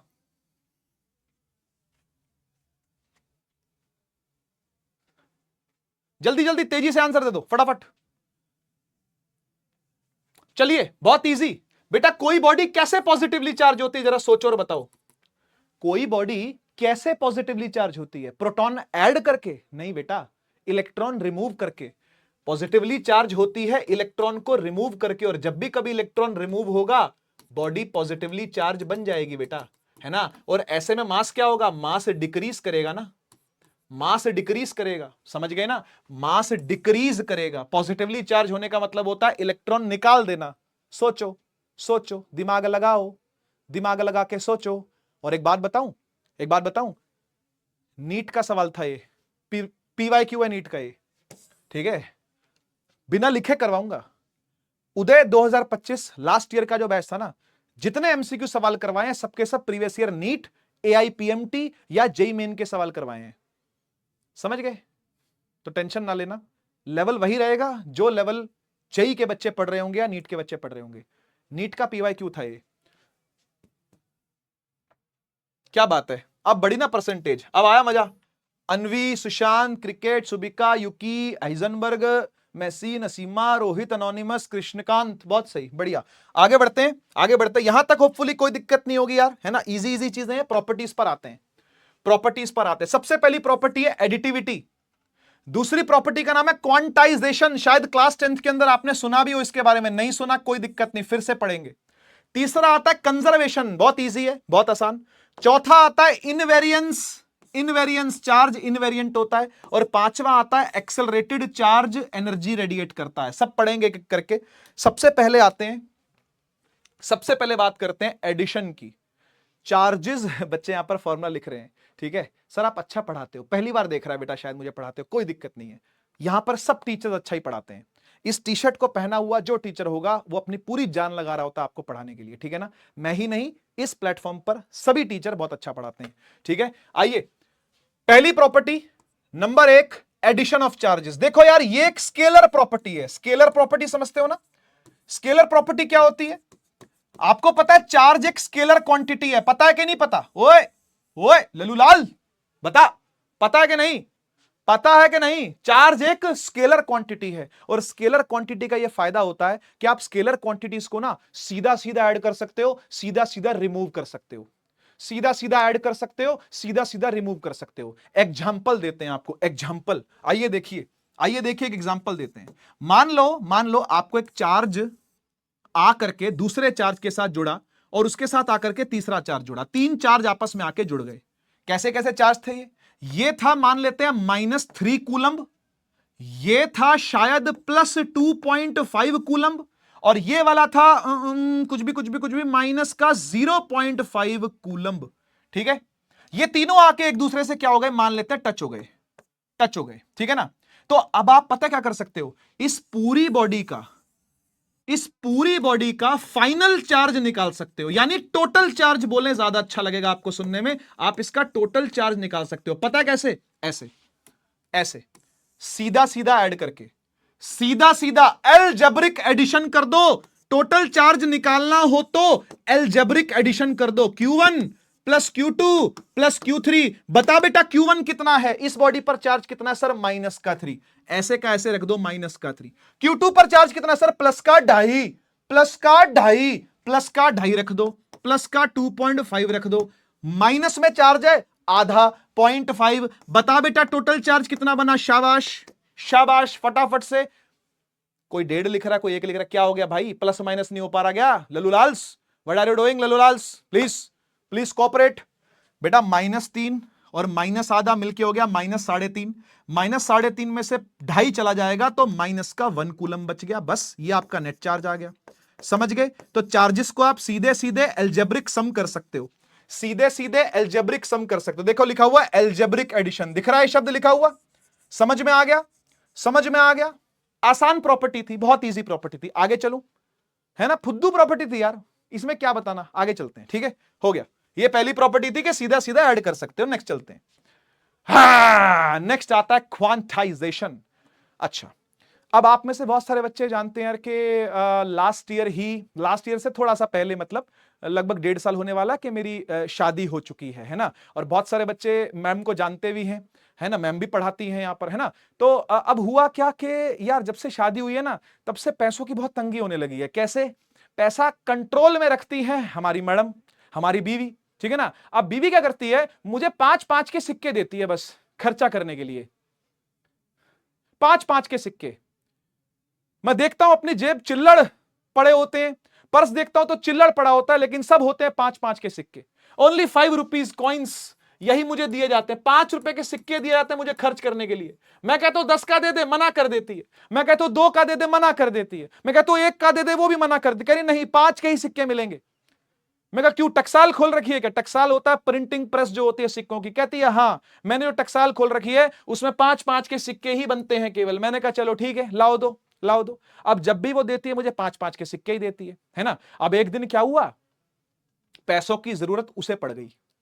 कभी कभी होता है ऐसा, पति अमीर हो जाता है तो 5-5 के सिक्के इकट्ठा करता करता मैं हो गया अमीर, है ना। अब वो तो बीवी है, लेकिन अब बीवी ने क्या मांगा होगा सोचो, बीवी ने मांगे 13 रुपए। कैसे दूं, कैसे दूं, बताओ बताओ। मेरे पास सारे 5-5 के सिक्के हैं, उसने मांगा कि भाई मुझे 13 रुपए खुले चाहिए, लाओ दो जैसे मर्जी ला करके। क्या मैं दे पाया, क्या मैं दे पाया, बताओ, क्या मैं दे पाया, क्या मैं दे पाया? सोचो, पति की हालत देख रहे हो, 5-5 के सिक्के मिलते थे तो भी पति रो रहा है, 13 रुपए मांग लिए तो भी पति रोएगा। यही हालत होती है पति की, समझ रहे हो। अच्छा अच्छा, ये बताओ, ये बताओ, 13 तो मैं नहीं दे पाऊंगा, 13 रुपीज तो नहीं दे पाऊंगा, मैं क्या नियरेस्ट दे सकता हूं, मैं नियरेस्ट क्या रुपए दे सकता हूं, नियरेस्ट 13 से नियरेस्ट कुछ दे सकता हूं क्या? हाँ, बच्चे ने निक्की ने बोला 15 दे दो सर, 15 दे दो। कोई इनमें से ऐसा नहीं है, देखो कितने कितने तेज है, कोई नहीं कह रहा सर 10 दे दो, कोई नहीं कह रहा, मेरी जेब में पैसे छोड़ना चाहता ही नहीं हो, कह रहे 15 दे दो। वाह, शायद कुछ बच्चे मेरे बारे में सोच रहे हैं कि पिटने से बच जाएगा अगर 15 दे देगा तो। हाँ, तो मैंने ऐसे ही किया, पिटने से बचने के लिए मैंने 15 ही दिए, मैंने 15 ही दिए, है ना। और 15 का मतलब क्या था, 15 का मतलब था 3 सिक्के दिए, 5-5 के 3 सिक्के। या मैं दे सकता था 5-5 के 2 सिक्के, या मैं दे सकता था 5-5 के 4 सिक्के, या मैं दे सकता था 5-5 का 1 सिक्का। सही बात है ना, सही बात है ना। अच्छा, मैं मिनिमम क्या दे सकता था, मैं मिनिमम दे सकता था 5 रुपए, उससे ज्यादा दे सकता था 10 रुपए, 13 तो मैं दे ही नहीं सकता था, 15 दे सकता था, या फिर मैं 20 दे सकता था। क्या बात समझ रहे हो, बात समझ रहे हो? इसे बोलते हैं क्वांटाइज्ड कर देना। मैडम जी से जब मेरी शादी हुई, मैडम जी ने पैसों को क्वांटाइज्ड कर दिया, क्वांटाइजेशन ऑफ मनी। क्वांटाइजेशन का मतलब होता है पैकेट बनवाना, क्वांटाइजेशन का मतलब होता है, बेटा देख लो, क्वांटाइजेशन का मतलब होता है पैकेट बनाना, पैकेट्स बनाना। किसके पैकेट बनाना? चार्ज के। मैडम ने किसके पैकेट बनाए? पैसों के। मैडम ने किसके पैकेट बनाए? पैसों के। एक पैकेट बनाया 5 रुपए का, अगला पैकेट 5 और 5 10 का होगा, 3 पैकेट होंगे तो 15 रुपए हो गए, 4 पैकेट होंगे तो 20 हो गए। क्या 13 रुपए दे सकता हूं? नहीं। क्या 12 रुपए दे सकता हूं? नहीं।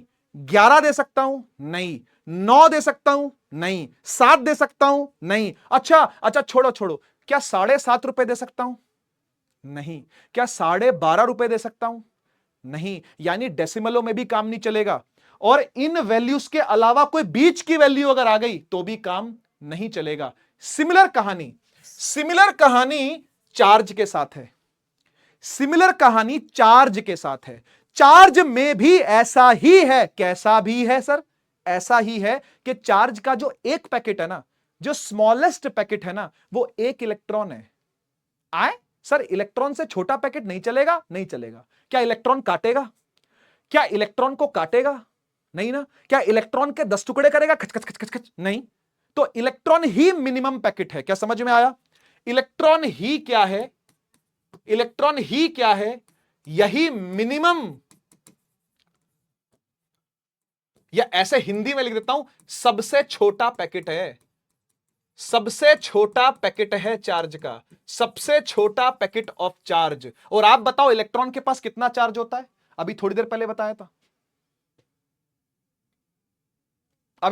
बताया था, इलेक्ट्रॉन पर कितना चार्ज होता है? सर इलेक्ट्रॉन पर होता है चार्ज, एक इलेक्ट्रॉन पर चार्ज होता है 1.6 इंटू में 10 की पावर -19 कूलम्ब। हाँ या ना बता दो, हाँ या ना बेटा? इतना ही होता है कि नहीं होता? हाँ माइनस में होता है, मान गया यार। हाँ ठीक है, लो माइनस में होता है। खुश माइनस में होता है। समझ गए बात को? अब क्या बात पूरी समझ में आई? सबसे छोटा पैकेट जो है वो 1 इलेक्ट्रॉन का ही है। तो मुझे बताओ क्या मैं 1 इलेक्ट्रॉन से ज्यादा चार्ज अगर ट्रांसफर करना चाहूं, किसी बॉडी को अगर मैं चार्ज ट्रांसफर करना चाहूं और 1 इलेक्ट्रॉन से ज्यादा करना चाहूं, तो मैं कितना ज्यादा कर सकता हूं? 1 इलेक्ट्रॉन से जस्ट नियर नेक्स्ट ज्यादा करना चाहूं तो कैसे करूंगा? कितना चार्ज कर पाऊंगा मैं? भाई यहां तो मैं 1 इलेक्ट्रॉन का चार्ज कर सकता हूं, और इससे ज्यादा 2 का। सही बात है, बिल्कुल सही, 2 का। अच्छा, और इससे ज्यादा 3 का, और इससे ज्यादा 4 का, और इससे ज्यादा 5 का। समझ रहे हो? अच्छा, क्या मैं 5.5 इलेक्ट्रॉन का जुगाड़ कर सकता हूं कहीं से? क्या मैं 5.5 इलेक्ट्रॉन का चार्ज का जुगाड़ कर सकता हूं क्या कहीं से? बताइए भाई। 1 इलेक्ट्रॉन का चार्ज होता है 1.6 इंटू 10 की पावर -19 कूलम। 2 इलेक्ट्रॉन का कितना होगा? इसी को 2 से इंटू कर लो सर जी, 2 से इंटू कर लिया। इसी को 3 से इंटू कर लो सर जी, इसको 3 से इंटू कर लिया। इसी को 4 से इंटू कर लो सर जी, इसको 4 से इंटू कर लिया। इसको 5 से इंटू कर लिया। सही है सर, सही है, एकदम सही है। लेकिन क्या मैं 5.5 को इंटू कर सकता हूं? क्या ये करना मुझे अलाउड है? क्या ये चार्ज मिलना अलाउड है? Is it allowed? क्या ये अलाउड है? Not allowed. 5.5 इलेक्ट्रॉन लाऊंगा कहां से? बात सारी ये है ना, समझो। बात सारी है कि 5.5 इलेक्ट्रॉन आएंगे कहां से? कौन सा इलेक्ट्रॉन होगा जो कुर्बान हो जाएगा? आधा इलेक्ट्रॉन नहीं मिल सकता। समझ गए? इसी को कहते हैं क्वांटाइजेशन। समझ में आ गया तो एक बार फायर इमोजी लगा देना बेटा। इलेक्ट्रिक चार्ज हमेशा इंटीग्रल मल्टीपल ही होगा। इंटीग्रल मल्टीपल का मतलब पॉजिटिव में जा सकता है, नेगेटिव में इलेक्ट्रॉन के लिए, पॉजिटिव में प्रोटॉन के लिए। मतलब प्रोटॉन भी क्या है? एक सबसे छोटा पैकेट ही है भाई। सबसे छोटा पैकेट ये है, तो इलेक्ट्रॉन के लिए भी चलेगा और प्रोटॉन के लिए भी चलेगा, दोनों के लिए चलेगा। समझ गए ना? तो देखो यहां पर क्या लिखा हुआ है, 1 2 3 4 5 वेयर n इज 0 +1 ±1 ±2, यानी ये क्या हो गए? ये इंटीजर हो गए।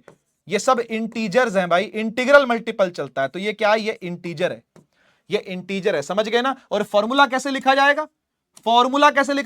Q = NE। समझ गए? देखो NE कैसे आया? 1E 2E 3E 4E 5E 6E 7E 8E 9E 10E 11E 12E। समझ पा रहे हो? करते NE, यानी N क्या है? N है इंटीजर। E क्या है बेटा? E क्या है? ये कहलाता है इलेक्ट्रॉनिक चार्ज जिसकी वैल्यू होती है ये जो लिखा हुआ यही इलेक्ट्रॉनिक चार्ज है। ये जो लिखा हुआ इसी को कहते हैं इलेक्ट्रॉनिक चार्ज। ठीक है? कितना होता है ये इलेक्ट्रॉनिक चार्ज? वही 1.6 इंटू 10 की पावर -19। डिपेंड करेगा प्रोटॉन का है कि इलेक्ट्रॉन का है। और ये Q क्या होता है? Q होता है नेट चार्ज। ठीक है, फायर इमोजी बन चुके हैं, बहुत बढ़िया। सवाल करते हैं, सवाल करते हैं। यह सवाल प्रीवियस ईयर बोर्ड का सवाल है, PYQ है बेटा बोर्ड का, ट्राई करिए। पूछता है how many electrons to be removed from a body to charge it by 1 coulomb. चाहता है कि आप 1 कूलम्ब बॉडी को चार्ज कर दो। बेटा इंटीग्रल मल्टीपल का मतलब 1 टाइम्स या 2 टाइम्स या 3 टाइम्स या 4 टाइम्स 5 टाइम्स 6 टाइम्स, माने डेसिमल नहीं चलेगा, इंटीजर में चलेगा। ये है, समझ गए, इंटीग्रल मल्टीपल का ये मतलब होता है। एक बच्ची पूछ रही है कि सर ये इंटीग्रल मल्टीपल का मतलब क्या है। इंटीग्रल मल्टीपल का मतलब यही है बेटा, 1 2 3 4 5 6 7 ऐसे चलेगा, इंटीजर में काम चलेगा। ठीक, आओ 1 कूलम का चार्ज देना है आपने, तो क्या करोगे, सुनो इधर देखो, कुछ नहीं करना, आपने सीधा फॉर्मूला लगाना है, Q is equal to n e. आपसे पूछा है हाउ मेनी इलेक्ट्रॉन्स, यानी आपने इलेक्ट्रॉन्स का नंबर बताना है, यानी आपने n बताना है, क्या होगा, सही है। Q कितना दिया हुआ है, Q दिया हुआ है 1, यहां 1 पुट कर दो, 1 इज इक्वल टू n नहीं पता, हां सर नहीं पता। E की वैल्यू पता है, yes sir, yes sir, E की वैल्यू होती है इलेक्ट्रॉनिक चार्ज की वैल्यू, वो कितनी है, वो है 1.6 इंटू 10 की पावर माइनस 19, 1.6 इंटू 10 की पावर माइनस 19। इसको ले जाओ डिवाइड में, तो n इज इक्वल टू क्या आ गया, 1 डिवाइड बाय 1.6 इंटू 10 की पावर माइनस 19। सही है, इसको सॉल्व करते हैं थोड़ा सा, समझ में आया ना क्या किया, n निकालना था बेटा। हाउ मेनी इलेक्ट्रॉन्स का मतलब आपको नंबर फाइंड करना है, आपको नंबर कितना काउंट है इलेक्ट्रॉन्स का वो फाइंड करना है, तो 1 को डिवाइड में ले जाओ, खत्म, उसके बाद तो कहानी हो जाएगी। ठीक है, देखो कैसे करेंगे सॉल्व, 10 की पावर माइनस 19 ऊपर जाएगा, बन जाएगा 10 की पावर प्लस 19 डिवाइड बाय 1.6, यहां से पॉइंट हटाया, 1 10 और लेके आया। आगे चलते हैं, आगे चलते हैं, सॉल्व करते हैं इसको। देखो n इज इक्वल टू फिर क्या आया, 10 की पावर 19 है, 10 की पावर 1 है, नीचे 16 है। एक काम करो, यहां पर 10 की पावर 18 कर लो, इसका एक जीरो नीचे उतार दो, एक जीरो नीचे उतरा तो ये 100 बन गया, डिवाइड बाय 16 है, कोई दिक्कत तो नहीं। इसको ऐसे लिख सकता हूं आराम से, देखो कोई जल्दी नहीं है। बहुत सारे बच्चों की मैथमेटिकल कैलकुलेशन वीक होती है। 19 का एक जीरो नीचे उतार दिया, आराम से बता रहा हूं हर एक चीज को, 19 का एक जीरो नीचे उतार दिया बेटा, 100 बन गया।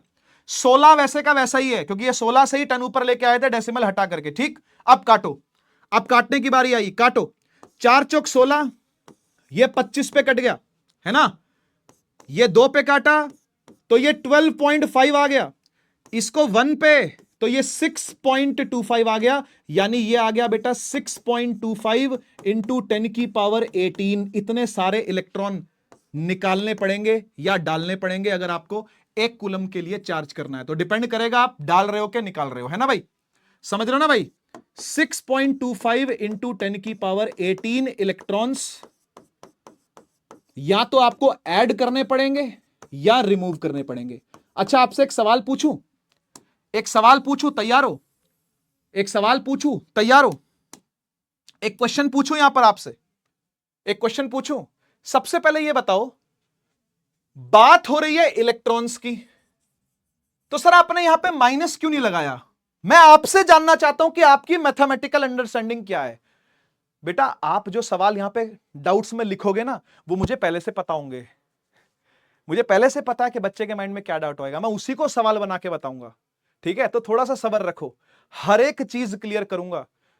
भाई इतना एक्सपीरियंस हो चुका है बच्चों को पढ़ाने का ना पिछले 10 सालों में, कि मुझे यह तक पता है कि बच्चे के मन में कब क्या डाउट चलता है। ठीक है, हां, तो अब आप सोचिए और बताइए, आप सोचिए और बताइए कि मैंने यहां पे माइनस क्यों नहीं लगाया। लगाओ दिमाग, मैं तो आंसर दे ही दूंगा, मैं तो आंसर दे ही दूंगा। अच्छा मैग्नीट्यूड लिया है, बच्चे यहां पर लिख रहे हैं, क्यों मैग्नीट्यूड क्यों लिया है, मैग्नीट्यूड क्यों लिया है। लेता मैं यहां पे माइनस, क्या दिक्कत थी, यहां माइनस लेता, यहां माइनस लेता, इधर भी माइनस ही रखता, यहां भी माइनस रखता, यहां भी माइनस रखता, यहां भी माइनस रखता। लेकिन आप एक बात बताओ, क्या यहां पर माइनस रखना गलत नहीं है, पर क्या सेंस बना रहा है कोई माइनस रखना, क्या माइनस रखना कोई सेंस बना रहा है। बेटा नंबर ऑफ इलेक्ट्रॉन माइनस में कैसे हो सकते हैं। अब इस क्लास में बच्चे बैठे हैं 17,000 जो अभी मुझे देख रहे हैं और पढ़ रहे हैं। अगर मैं ये कहूं कि यार इस क्लास में ना -12,000 बच्चे बैठे हैं, तो क्या इस बात की कोई सेंस बनी, बनी क्या। आपकी फैमिली में कितने लोग हैं, अच्छा -2 लोग हैं, ठीक है ठीक है, समझ गया ओके माने दो लोगों का अभी अभाव है, कमी है, आने वाले हैं दो लोग अच्छा ठीक है, कोई सेंस बनी इस बात की? नहीं ना। आपके फ्रेंड्स कितने हैं बेटा जिंदगी में? सर एक प्लस थी, अब वो एक माइनस हो गई है। ओहो हो, समझ गया समझ गया समझ गया, यानी इंतजार है आपको किसी का। तो आप बात समझ रहे हो, ये नॉनसेंसिकल बातें हैं। कोई भी काउंट माइनस में नहीं हो सकता। आपके घर में कितने पंखे हैं, क्या वो माइनस में हो सकते हैं? नहीं। तो फिर इलेक्ट्रॉन माइनस में कैसे होंगे नहीं हो सकते ना। इसलिए जानबूझ के माइनस का साइन घुसाने का नहीं, समझ गए ना, जानबूझ के माइनस का साइन घुसाने का नहीं। एक बच्चा पूछ रहा सर पता कैसे चलेगा हम कब घुसाएं कब? अरे यार नंबर है ना, थोड़ा दिमाग लगा के डिसाइड करना पड़ेगा, माइंड लगा के। अगर चार्ज की बात हो रही हो, अगर चार्ज की बात हो रही है तो माइनस माइनस प्लस प्लस लगे रहने दियो, समझ रहे ना। अगर चार्ज की बात होगी तो माइनस प्लस लगे रहने दे। अगर नंबरों की बात हो रही है, इलेक्ट्रॉन्स की बात हो रही है, कितने इलेक्ट्रॉन्स की संख्या की बात हो रही है, तो क्यों माइनस लगाएगा? समझ रहे हो ना, यहां तो काउंट कर रहे हैं हम इलेक्ट्रॉन्स को।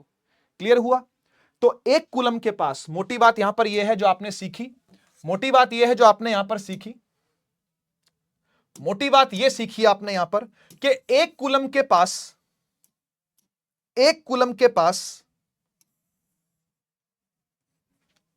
इतने इलेक्ट्रॉन होते हैं 6.25 इंटू 10 की पावर माइनस 19।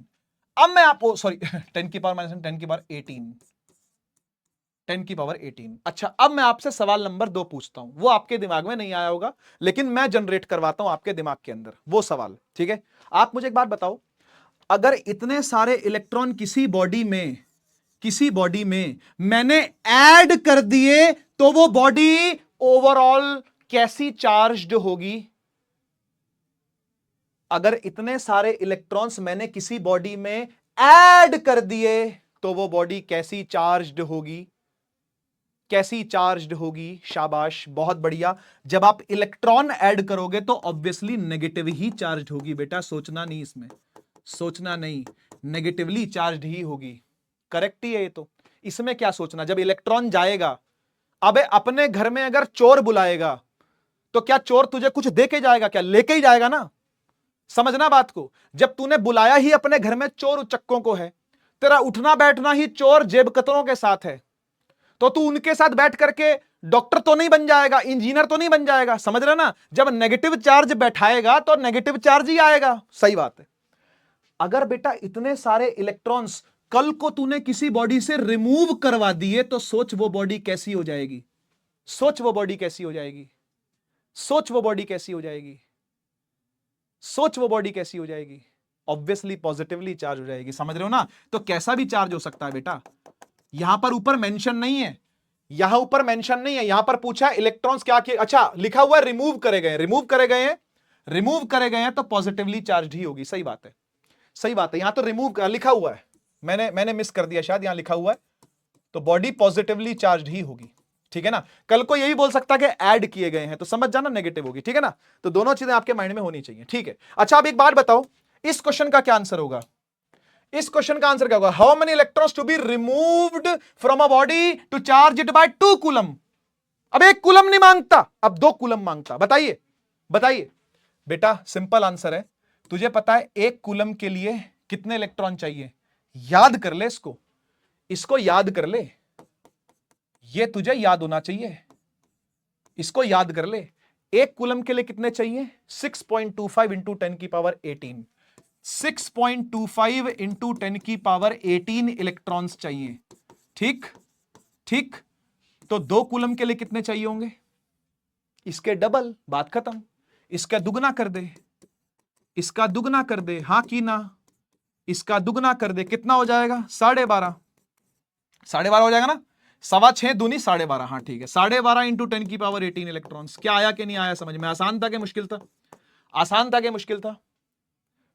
आसान था कि मुश्किल था? सर 19 से 18 क्यों बनाया? बेटा काटने के लिए, क्योंकि ना ये अच्छे से कटता। देख 16 से ना 100, एक बार इसको हाथ से करके देखे ना समझ में आएगा, ठीक है। ये सारे सवाल मिट जाएंगे। सर इसका 18 का, ये 19 का 18 क्यों बनाया था, इसको साथ में क्यों लाया था, एक बार खुद हाथ से करके देखेगा समझ में आएगा, ठीक है ना। क्यों करा था ऐसा? कैलकुलेशन तो ऐसी ही होती है, सबकी अपनी अपनी पसंद होती है, जैसे मर्जी करना चाहिए। ये बहुत सिंपल है भाई, ये बहुत सिंपल है, कंजर्वेशन ऑफ चार्ज। आप सभी ने सुना होगा law of conservation of energy, law of conservation of mass, law of conservation of momentum, law of conservation of angular momentum. ये 4 लॉ आपने पढ़े थे 11वीं कक्षा में, याद करो।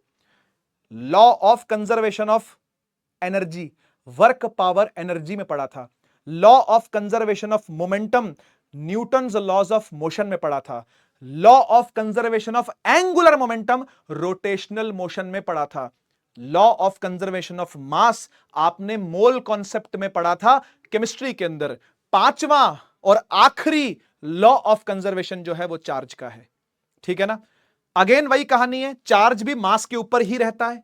मास जब क्रिएट नहीं हो सकता, डिस्ट्रॉय नहीं हो सकता, तो फिर चार्ज भी क्रिएट नहीं हो सकता, डिस्ट्रॉय नहीं हो सकता। जितना था उतना ही है, आगे भी उतना ही रहेगा, बस ट्रांसफर होता रहेगा, यही कहानी और कुछ नहीं है, ठीक है ना। बहुत सिंपल है, देखो लिखा हुआ है total charge of an isolated system remains constant. बच्चा पूछता सर ये आइसोलेटेड का मतलब क्या है? बाकी तो हम समझ गए, बाकी तो समझ गए, टोटल चार्ज हमेशा कांस्टेंट रहता है, उतना ही रहता है, ये तो ठीक है। ये आइसोलेटेड सिस्टम क्या होता है?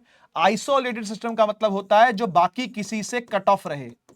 जैसे आपने अपने आप को एक कमरे में बंद कर लिया और अंदर से ताला मार के बैठ गए, नाउ यू आर आइसोलेटेड, और आप जिस कमरे में हो वो एक आइसोलेटेड सिस्टम है। समझ में आया? फिर से सुनो, मान लेते हैं कि आप एक कमरे में जाके बंद हो गए, आपने अंदर से ताला लगा लिया, अब आप उस कमरे के अंदर अकेले बैठे हो, तो आप हो गए आइसोलेटेड बॉडी और जो कमरा है वो हो गया आइसोलेटेड सिस्टम। समझ गए ना? तो कोई ऐसा चार्ज जो बाहर के चार्ज के साथ संपर्क में ना हो,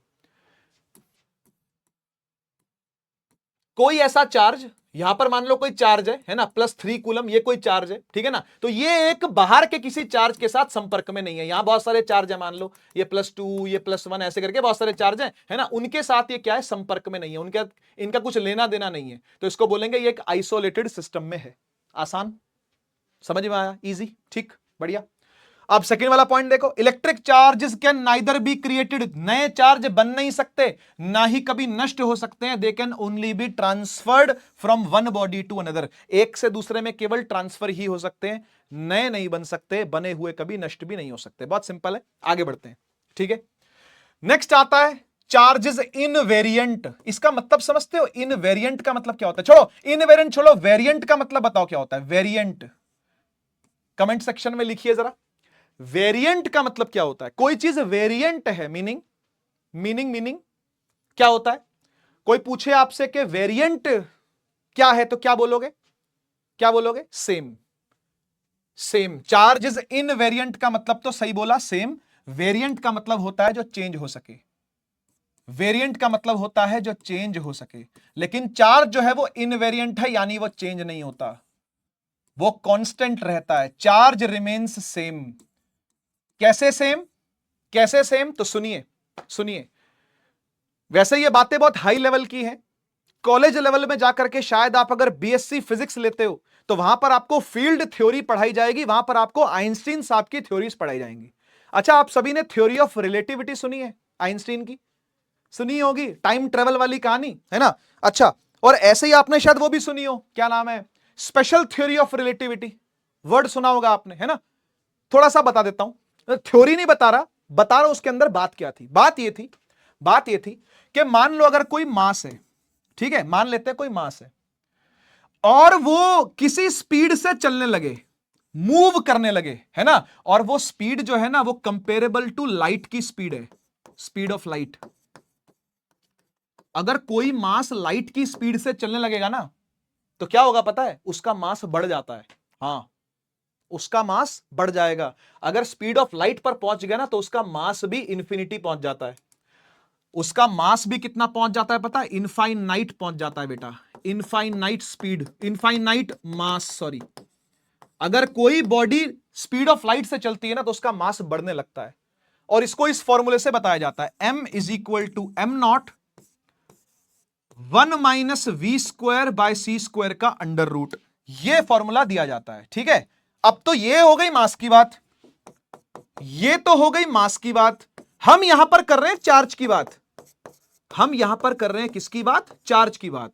सपोज करो कोई चार्ज है +q, ऐसे लिखते हैं चार्ज को q से, ठीक है, मान लो कोई चार्ज है प्लस क्यू, और अगर वो चार्ज दौड़ने लगे, वो चार्ज किसी स्पीड से दौड़ने लगे, है ना, सोचो कि वो दौड़ रहा है मान लो लाइट की स्पीड से, तो उस चार्ज का मैग्नीट्यूड इन्फिनिटी नहीं पहुंच जाता, उतना ही रहेगा, उतना ही रहेगा, कोई फर्क नहीं पड़ेगा। आप चार्ज को लाइट की स्पीड से फेंकना चाहो फेंको, आप चार्ज को लाइट की स्पीड से फेंकना चाहो फेंको, ऐसा कोई फॉर्मूला आइंस्टीन ने नहीं बताया। Q is equal to Q naught under root 1 minus V square by C square, ऐसा कोई फॉर्मूला नहीं बताया, यानी चार्ज चेंज नहीं होता, ऐसा कोई फॉर्मूला नहीं बताया आइंस्टीन ने। समझ गए ना, बस इतना ही जान लो इस बारे में, ज्यादा जानने की आवश्यकता नहीं है। ठीक है, यहां लिखा हुआ charges independent of frame of reference, यानी charge on a body does not change whatever be its speed, speed कुछ भी रही हो चार्ज चेंज नहीं होता, लेकिन मास चेंज होता है। आपको एक बात बताऊं, आप में से कौन ऐसे बच्चे जिन्होंने एक मूवी देखी है इंटरस्टेलर, देखी है? उसमें एक बाप बेटी होते हैं, बाप एस्ट्रोनॉट होता है और वो जाके टाइम ट्रेवल करके आ जाता है, कहां जाता है? ब्लैक होल के कोने पे चला जाता है। इंटरस्टेलर मूवी देखी है? नहीं देखी तो बता देता हूं। बाप होता है, बेटी छोटी सी होती है, उसको छोड़ करके वो अपनी ड्यूटी करने चला जाता है स्पेस में। भाई ड्यूटी करेगा, पैसा पूसा कमाएगा, तभी तो खिलाएगा बेटी कुछ, लेकिन वो निकल ही जाता है। और निकल के कहां चला जाता है? निकल के चला जाता है स्पेस में।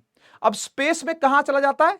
ब्लैक होल के पास। और कहते हैं ब्लैक होल में जब वो बहुत तेज चलता है, के पास जब बहुत तेज चलता है लाइट की स्पीड से, तो टाइम स्लो हो जाता है, टाइम डायलेशन बोलते हैं उसको। अधिक जानना चाहो तो यूट्यूब पे जाके पढ़ सकते हो इसके बारे में। कंफ्यूज ही हो गए क्योंकि ये सब थ्योरीज किसी के समझ में नहीं आई, आज तक नहीं आई। आप इंटरस्टेलर देख लो, आपको समझ में नहीं आएगी कि क्या मूवी है वो, है ना। क्रिस्टोफर नॉलन की जो मूवी है वो सारी ऐसी हैं भाई। अभी वो आई तो थी एक ओपनहाइमर, लोगों को खास समझ में नहीं आई वो क्या मूवी थी। कुछ ही लोग कल्ट फैन फॉलोइंग है ना, जो नोलनाइज्ड पीपल हैं, जो जैसे मैं हूं, साइंस वाले जो इनक्लाइंड लोग हैं, वो ही गए थे ऐसी मूवी देखने के लिए। बाकी जो देख के आ गए तो क्या चल रहा है ये करके आए बाकी लोग मूवी में। वो उसकी मूवीज ऐसी होती हैं क्रिस्टोफर नोलन की, ठीक है ना। तो आप कभी इंटरस्टेलर देखो ढंग से, तो आपको ये बात समझ में आएगी। जब वो लौट के आता है वापस अर्थ पे, तो वो बूढ़ी होके मर रही होती है, उसकी बेटी उससे एज में बड़ी हो चुकी होती है, बूढ़ी होके मर रही होती है, वो जवान का जवान होता है। ओ बेटी, वो कहती पापा जा रही हूं मैं, मेरी जिंदगी खत्म हो चुकी है। हाँ समझ गए ना। तो आप भी अगर अपनी जिंदगी लंबे समय तक जीना चाहते हैं, तो आइंस्टीन की स्पेशल थ्योरी ऑफ रिलेटिविटी के तहत आप लाइट की स्पीड से चला करिए, ठीक है, वो भी स्पेस में। मजा आ जाएगा, आपकी जवानी जो है वहीं की वहीं अटक जाएगी, ठीक है। तुम घूम घाम करके आओगे, तुम्हारे बच्चे बूढ़े हो रहे होंगे, निपट रहे होंगे, लेकिन तुम अभी भी जवान घूम रहे हो एकदम धरती पर, जवानी छा रही होगी एकदम, समझ रहे हो। तो यू कैन ट्राई, इसे टाइम डायलेशन बोलते हैं, ठीक है। तो ऐसे ही जैसे टाइम चेंज होता है, मास चेंज होता है, ठीक है, लेंथ भी चेंज होती है चीजों की। अगर ये पेन को मैं लाइट की स्पीड से फेंकूंगा ना, इसकी लेंथ में चेंज आ जाएगा, इसकी वॉल्यूम में चेंज आ जाएगा, इसके एरिया में चेंज आ जाएगा, इसकी डेंसिटी में चेंज आ जाएगा। सुन के अजीब लग रहा है ना, दुनिया भर को लग रहा है, और 100 साल से लग रहा है। आइंस्टीन साहब तो 100 साल पहले निपट लिए, लेकिन वो जो चीजें बता गए हैं ना, आज तक ही ऐसा है भाई, दिमाग उड़ा हुआ उन चीजों से। इसलिए थ्योरी ऑफ रिलेटिविटी सबके समझने और सबके समझाने की बस की बात नहीं है। खैर, मोटी बात इतनी कर लेते हैं हम लोग कि मास को जब फेंका जाता है लाइट की स्पीड से, उसका मास बढ़ जाता है, बॉडी का मास बढ़ जाता है, लेकिन चार्ज नहीं बढ़ता, उतना ही रहता है। मेन बात इसके अंदर ये थी, ठीक है। और लास्ट चीज जो आती है, इसके बाद हम क्लास को ओवर कर रहे हैं, ठीक है। फिफ्थ प्रॉपर्टी जो आती है वो आती है कि चार्ज को अगर आपने एक्सेलरेट करवा दिया, ओ माय गॉड, एक्सेलरेट करवाने का क्या मतलब है? आपने चार्ज को जिस स्पीड से चलाया था, सुनिएगा ध्यान से, मान लेते हैं चार्ज को आपने 20 मीटर पर सेकंड से फेंका, ठीक, और थोड़े समय के बाद उसकी स्पीड 22 मीटर पर सेकंड हो गई, तो भाई स्पीड बढ़ी के घटी? बताइए बताइए, स्पीड बढ़ी के घटी? और फिर कुछ समय के बाद मान लेते हैं उसकी स्पीड 25 मीटर पर सेकंड हो गई, तो स्पीड पहले से बढ़ी के घटी? बढ़ी, बढ़ी। और जब जब स्पीड बढ़ेगी, इसे कहते हैं एक्सेलरेशन होना। और जब जब एक्सेलरेशन होती है ना, चार्ज एनर्जी रेडिएट करना चालू कर देता है। उसकी एनर्जी जो होगी वो रेडिएट होनी चालू हो जाएगी सराउंडिंग्स में। ये चार्ज यहां तक पहुंच चुका है ना, है ना, ये एनर्जी रेडिएट करनी चालू कर देगा, सही है। अच्छा, ये बात आपने क्या पहले कहीं पे सुनी है? थोड़ा सा याद करने की कोशिश करना, थोड़ा सा याद करने की कोशिश करो। ये बात आपने पहले भी कहीं पर सुनी या अप्लाई की है? जरा बताओ, देखता हूं मैं कमेंट सेक्शन के अंदर। कोई बच्चा अगर लिखता है तो रेडिएट करने का मतलब होता है बेटा बाहर निकालना। केमिस्ट्री में सुनिए, केमिस्ट्री में कहां सुनिए, केमिस्ट्री में कहां सुनिए, एटॉमिक स्ट्रक्चर में सुनिए। अच्छा, और कहां सुनिए? नहीं, मैक्सवेल नहीं, मैक्सवेल नहीं, मैक्सवेल नहीं। कौन था रसोड़े में, कौन था जिसने यह बात सबसे पहली बार उठाई थी? यस, आदित्येश महाराणा। क्या बात है, बिल्कुल ठीक, बिल्कुल ठीक। ईशांगी ने भी बिल्कुल ठीक कहा, मन्नत ने भी बिल्कुल ठीक कहा, मृत्युंजय ने भी बिल्कुल ठीक कहा। बेटा रदरफोर्ड ने कहा था, याद करो जरा, मैं बता देता हूं। रदरफोर्ड ने अपने एटॉमिक मॉडल में कही थी ये बात। क्या क्या कहा था? कि इलेक्ट्रॉन जो होते हैं ना, वो चक्कर लगाते हैं गोल गोल। किसके चक्कर लगाते हैं? न्यूक्लियस के। कह रहा वो चक्कर लगाते रहते हैं, लगाते रहते हैं, लगाते रहते हैं। इतने में बोर खड़ा होता है। बोर पता है ना, नील्स बोर नाम था भाई साहब का, सभी ने नाम सुना होगा, नील्स बोर। नील्स बोर खड़े होते हैं, वो कहते हैं अच्छा एक बात बता, एक बात बता, अगर इलेक्ट्रॉन चक्कर लगा रहा है, अगर इलेक्ट्रॉन गोल गोल चक्कर लगा रहा है, तो गोल चक्कर लगाने का मतलब होता है एक्सेलरेशन करवाना। भाई कोई भी गोल चीज अगर घूम रही है, अगर कोई यूनिफॉर्म सर्कुलर मोशन कर रहा है, तो भी तो सेंट्रीपिटल फोर्स लग रही है ना, तो भी तो सेंट्रीपिटल एक्सेलरेशन काम कर रही है, यानी ये बॉडी एक्सेलरेट कर रही है। और अगर ये एक्सेलरेट कर रही है तो ये इस पाथ पे नहीं घूम सकती, तो फिर क्या करेगी? ये घूमती घूमती घूमती अपनी एनर्जी कम करती जाएगी, कम करते करते करते करते न्यूक्लियस में फॉल कर जाएगा। याद आया? याद आया? ड्रॉबैक था ये ड्रॉबैक था। 9th क्लास याद करो, याद करो, तब तो रट लिया था। ये इसका कॉन्सेप्ट है। जब भी कभी एक्सेलरेट करेगा चार्ज, है ना, वो सर्कुलर मोशन में भी करता है। एक्सेलरेशन सर्कुलर मोशन में भी होती है, खाली स्ट्रेट में नहीं होती। ये तो स्ट्रेट मोशन है। ये जो मैंने आपको बताया कि पहले 20 की स्पीड थी, फिर 22 की स्पीड हुई, फिर 25 की स्पीड हुई, ये तो स्ट्रेट मोशन है। सर्कुलर मोशन में भी होता है ऐसा। सर्कुलर मोशन में भी एक्सेलरेट करता है चार्ज, और एक्सेलरेट करेगा तो एनर्जी रेडिएट करेगा। और आपको पता है वो जो एनर्जी रेडिएट होती है वो किस फॉर्म में निकलती है? ये एनर्जी रेडिएट जो होती है वो किस फॉर्म में निकलती है? मैं बता देता हूं, मैं बता देता हूं। ये जो एनर्जी निकलती है ना बेटा, ये इलेक्ट्रोमैग्नेटिक वेव्स के फॉर्म में निकलती है। ईएम वेव्स कहते हैं इसको। आपका ये चैप्टर भी है, आपका ये चैप्टर भी है। ईएम वेव्स दिखाऊं कहां है? यहां मैंने लिखा भी था एकदम स्टार्टिंग में, एकदम स्टार्टिंग में मैंने लिखा भी था। ये देखो ईएम वेव्स, यहां बात करेंगे इसके बारे में, यहां बात करेंगे इसके बारे में ठीक है ना? ईएम वेव्स यानी इलेक्ट्रोमैग्नेटिक वेव्स, यहां बात करेंगे इसके बारे में। कोई जल्दी फिलहाल नहीं है अपने को, समझ गए ना? तो ईएम वेव्स निकलती हैं। ठीक, बढ़िया।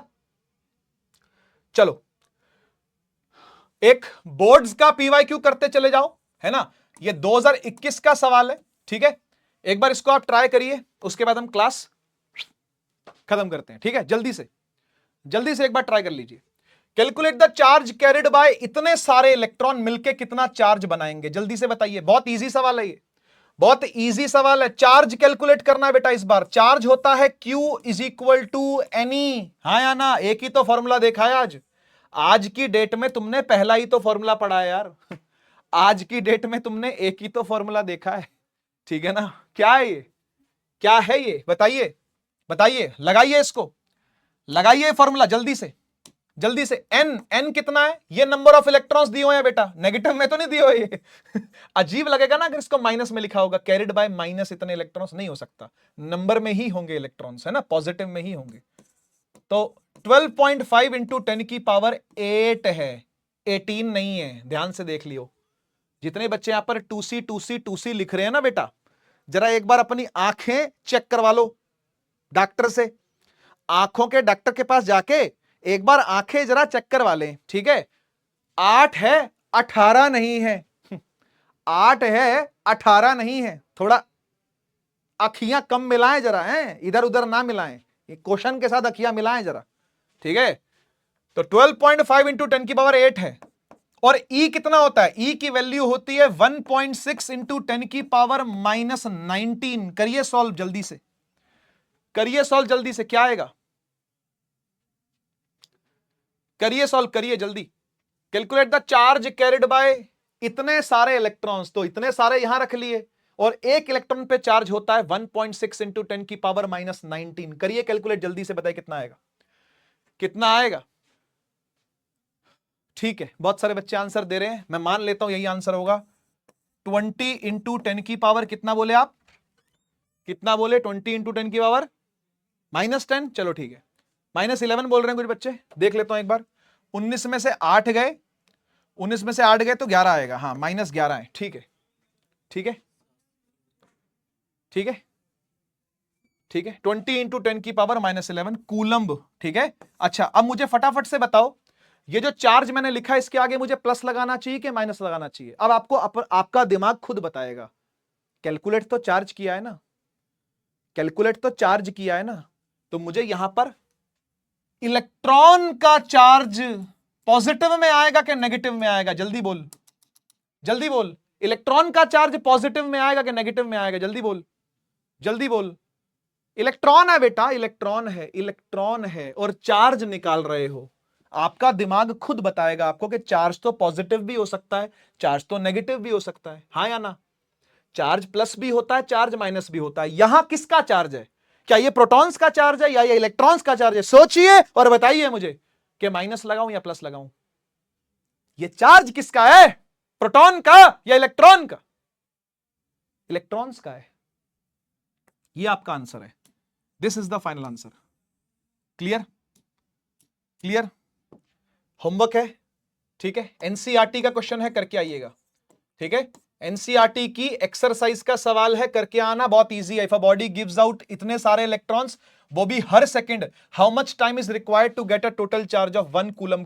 1 कूलम कब बनेगा? बहुत इजी सवाल है, ट्राई करके आना, नहीं होगा क्लास में करेंगे, ठीक है। होमवर्क सुन लीजिए बेटा, क्या है, जाने से पहले होमवर्क सुन के जाइए क्या है। होमवर्क आपका परमानेंटली, परमानेंटली एक ही है, परमानेंट होमवर्क है ये। क्या होमवर्क है परमानेंट? क्या होमवर्क है बेटा परमानेंट? होमवर्क नंबर 1, जितने भी लल्लूलाल्स हैं, यानी जो 11th में उदय में पढ़े थे, वो ये दोनों होमवर्क जानते हैं परमानेंट होमवर्क। जरा लिख के बताओ, जरा लिख के बता दो फटाफट से, परमानेंट होमवर्क क्या है? परमानेंट होमवर्क क्या है? बिल्कुल, रोज का काम रोज करना है, यानी notes complete with in 45 minutes. 45 minute के अंदर अंदर लेक्चर खत्म होने के, ये लेक्चर खत्म होने जा रहा है अगले 2 मिनटों में, ठीक है। लेक्चर खत्म होने के 45 मिनट के अंदर अंदर आपने अपने नोट्स पूरे कर लेने। आपको नोट्स पूरा करने में आधे घंटे का भी समय नहीं लगेगा, यकीन मानो। जितना मैंने पढ़ाया है, आधे घंटे के अंदर आप ये सब कुछ नोट कर लोगे, ये सब कुछ नोट कर लोगे। ये परमानेंट होमवर्क है जो आपने फॉलो करना है। जब भी क्लास होगी, क्लास खत्म होने के 45 मिनट, मैक्सिमम 1 घंटा, कुछ बच्चों को थोड़ा सा रेस्ट चाहिए होता है, आंखों को रेस्ट देते हैं, हाथों को रेस्ट देते हैं, लैपटॉप थोड़ा सा बंद कर देते हैं, कोई बात नहीं, कोई बात नहीं। लेकिन 1 घंटे के अंदर अंदर आपने नोट्स कंप्लीट कर लेना है। जो आपने नोट कर लिया ना बेटा, आपके माइंड में रिटेन रहेगा, आपके माइंड में सीमेंटेड रहेगा। क्या आप चाहते हो कि सीमेंटेड रहे या नहीं? क्या आप चाहते हो कि जो आपने पढ़ा है वो माइंड के अंदर लंबे समय तक समेटा रहे, सीमेंटेड रहे? चाहते हो? नोट्स कंप्लीट कर लीजिएगा। नंबर 2 बेटा, केमिस्ट्री की क्लास है मैं समझ गया, उसके बाद मतलब सारी क्लासें खत्म होने के बाद मेरे प्यारे बच्चे, मतलब कैसे केमिस्ट्री क्लास थोड़ी ना छोड़ देगा, क्लास खत्म होने के बाद की ही बात कर रहा हूं, ठीक है। सीमेंटेड रहेगा माइंड में लंबे समय तक। लर्न नहीं करना, सीमेंट करना है, ध्यान रखना, फर्क होता है दोनों में। किसी चीज को याद करना और किसी चीज को सीमेंट कर लेने में अंतर है। सीमेंट कर लेना है, याद तो हर कोई कर लेगा, ठीक है। दूसरी चीज क्या है, आपने पिछले लेक्चर का रिवीजन करके आना है अगले लेक्चर में घुसने से पहले, नहीं तो घुसना नहीं है। Revision of previous lecture before coming to class. जब भी क्लास में आए, लाइव आए या रिकॉर्डेड आए, पिछला पढ़ के आना है। पिछला रिवीजन करके आना है। ये रिवीजन करने में आपको 15 मिनट से ज्यादा का समय नहीं लगेगा। 15 मिनट भी शायद मैं ज्यादा कह रहा हूं। अगर आप रोज ये काम करते हो, अपने हाथ से करते हो, तो ये काम करने में आपको 15 मिनट क्या 10 मिनट लगेंगे बस। और ये करके आपने अगली क्लास में घुसना है, नहीं तो नहीं आना क्लास के अंदर। साफ बोल रहा हूं, साफ बोल रहा हूं, मुझे नहीं पढ़ाने ऐसे बच्चे जो डिसिप्लिन में नहीं रह सकते। ये 2 काम आपने हमेशा करना है, हर क्लास के बाद करना है और हर क्लास से पहले करना है। ये परमानेंट होमवर्क है। इसके अलावा डीपीपी, असाइनमेंट, टेस्ट, वो सब अपने समय से चीजें होंगी, वो सब चीजें अपने अपने समय से होंगी। ये आपने परमानेंट करना है। सही है, समझ गया? आखिरी साल है, जान लगा दे बेटा, क्योंकि इस साल के बाद ना तुझे कोई नहीं बोलेगा पढ़ ले, कोई नहीं बोलेगा ये कर ले वो कर ले, सब बोलेंगे जो मन करे वो कर। अपने आप तू आ गया ना कॉलेज में, अपने आप तूने स्ट्रीम चुनी थी ना, अपने आप तूने ग्रेजुएशन करने का सोचा ना, अब तू देख तूने क्या करना है। अब तू हमें पालेगा। ऐसी चीजें सुनने को मिलने वाली हैं। 1 साल रुक जाओ, बस सिर्फ 1 साल रुक जाओ।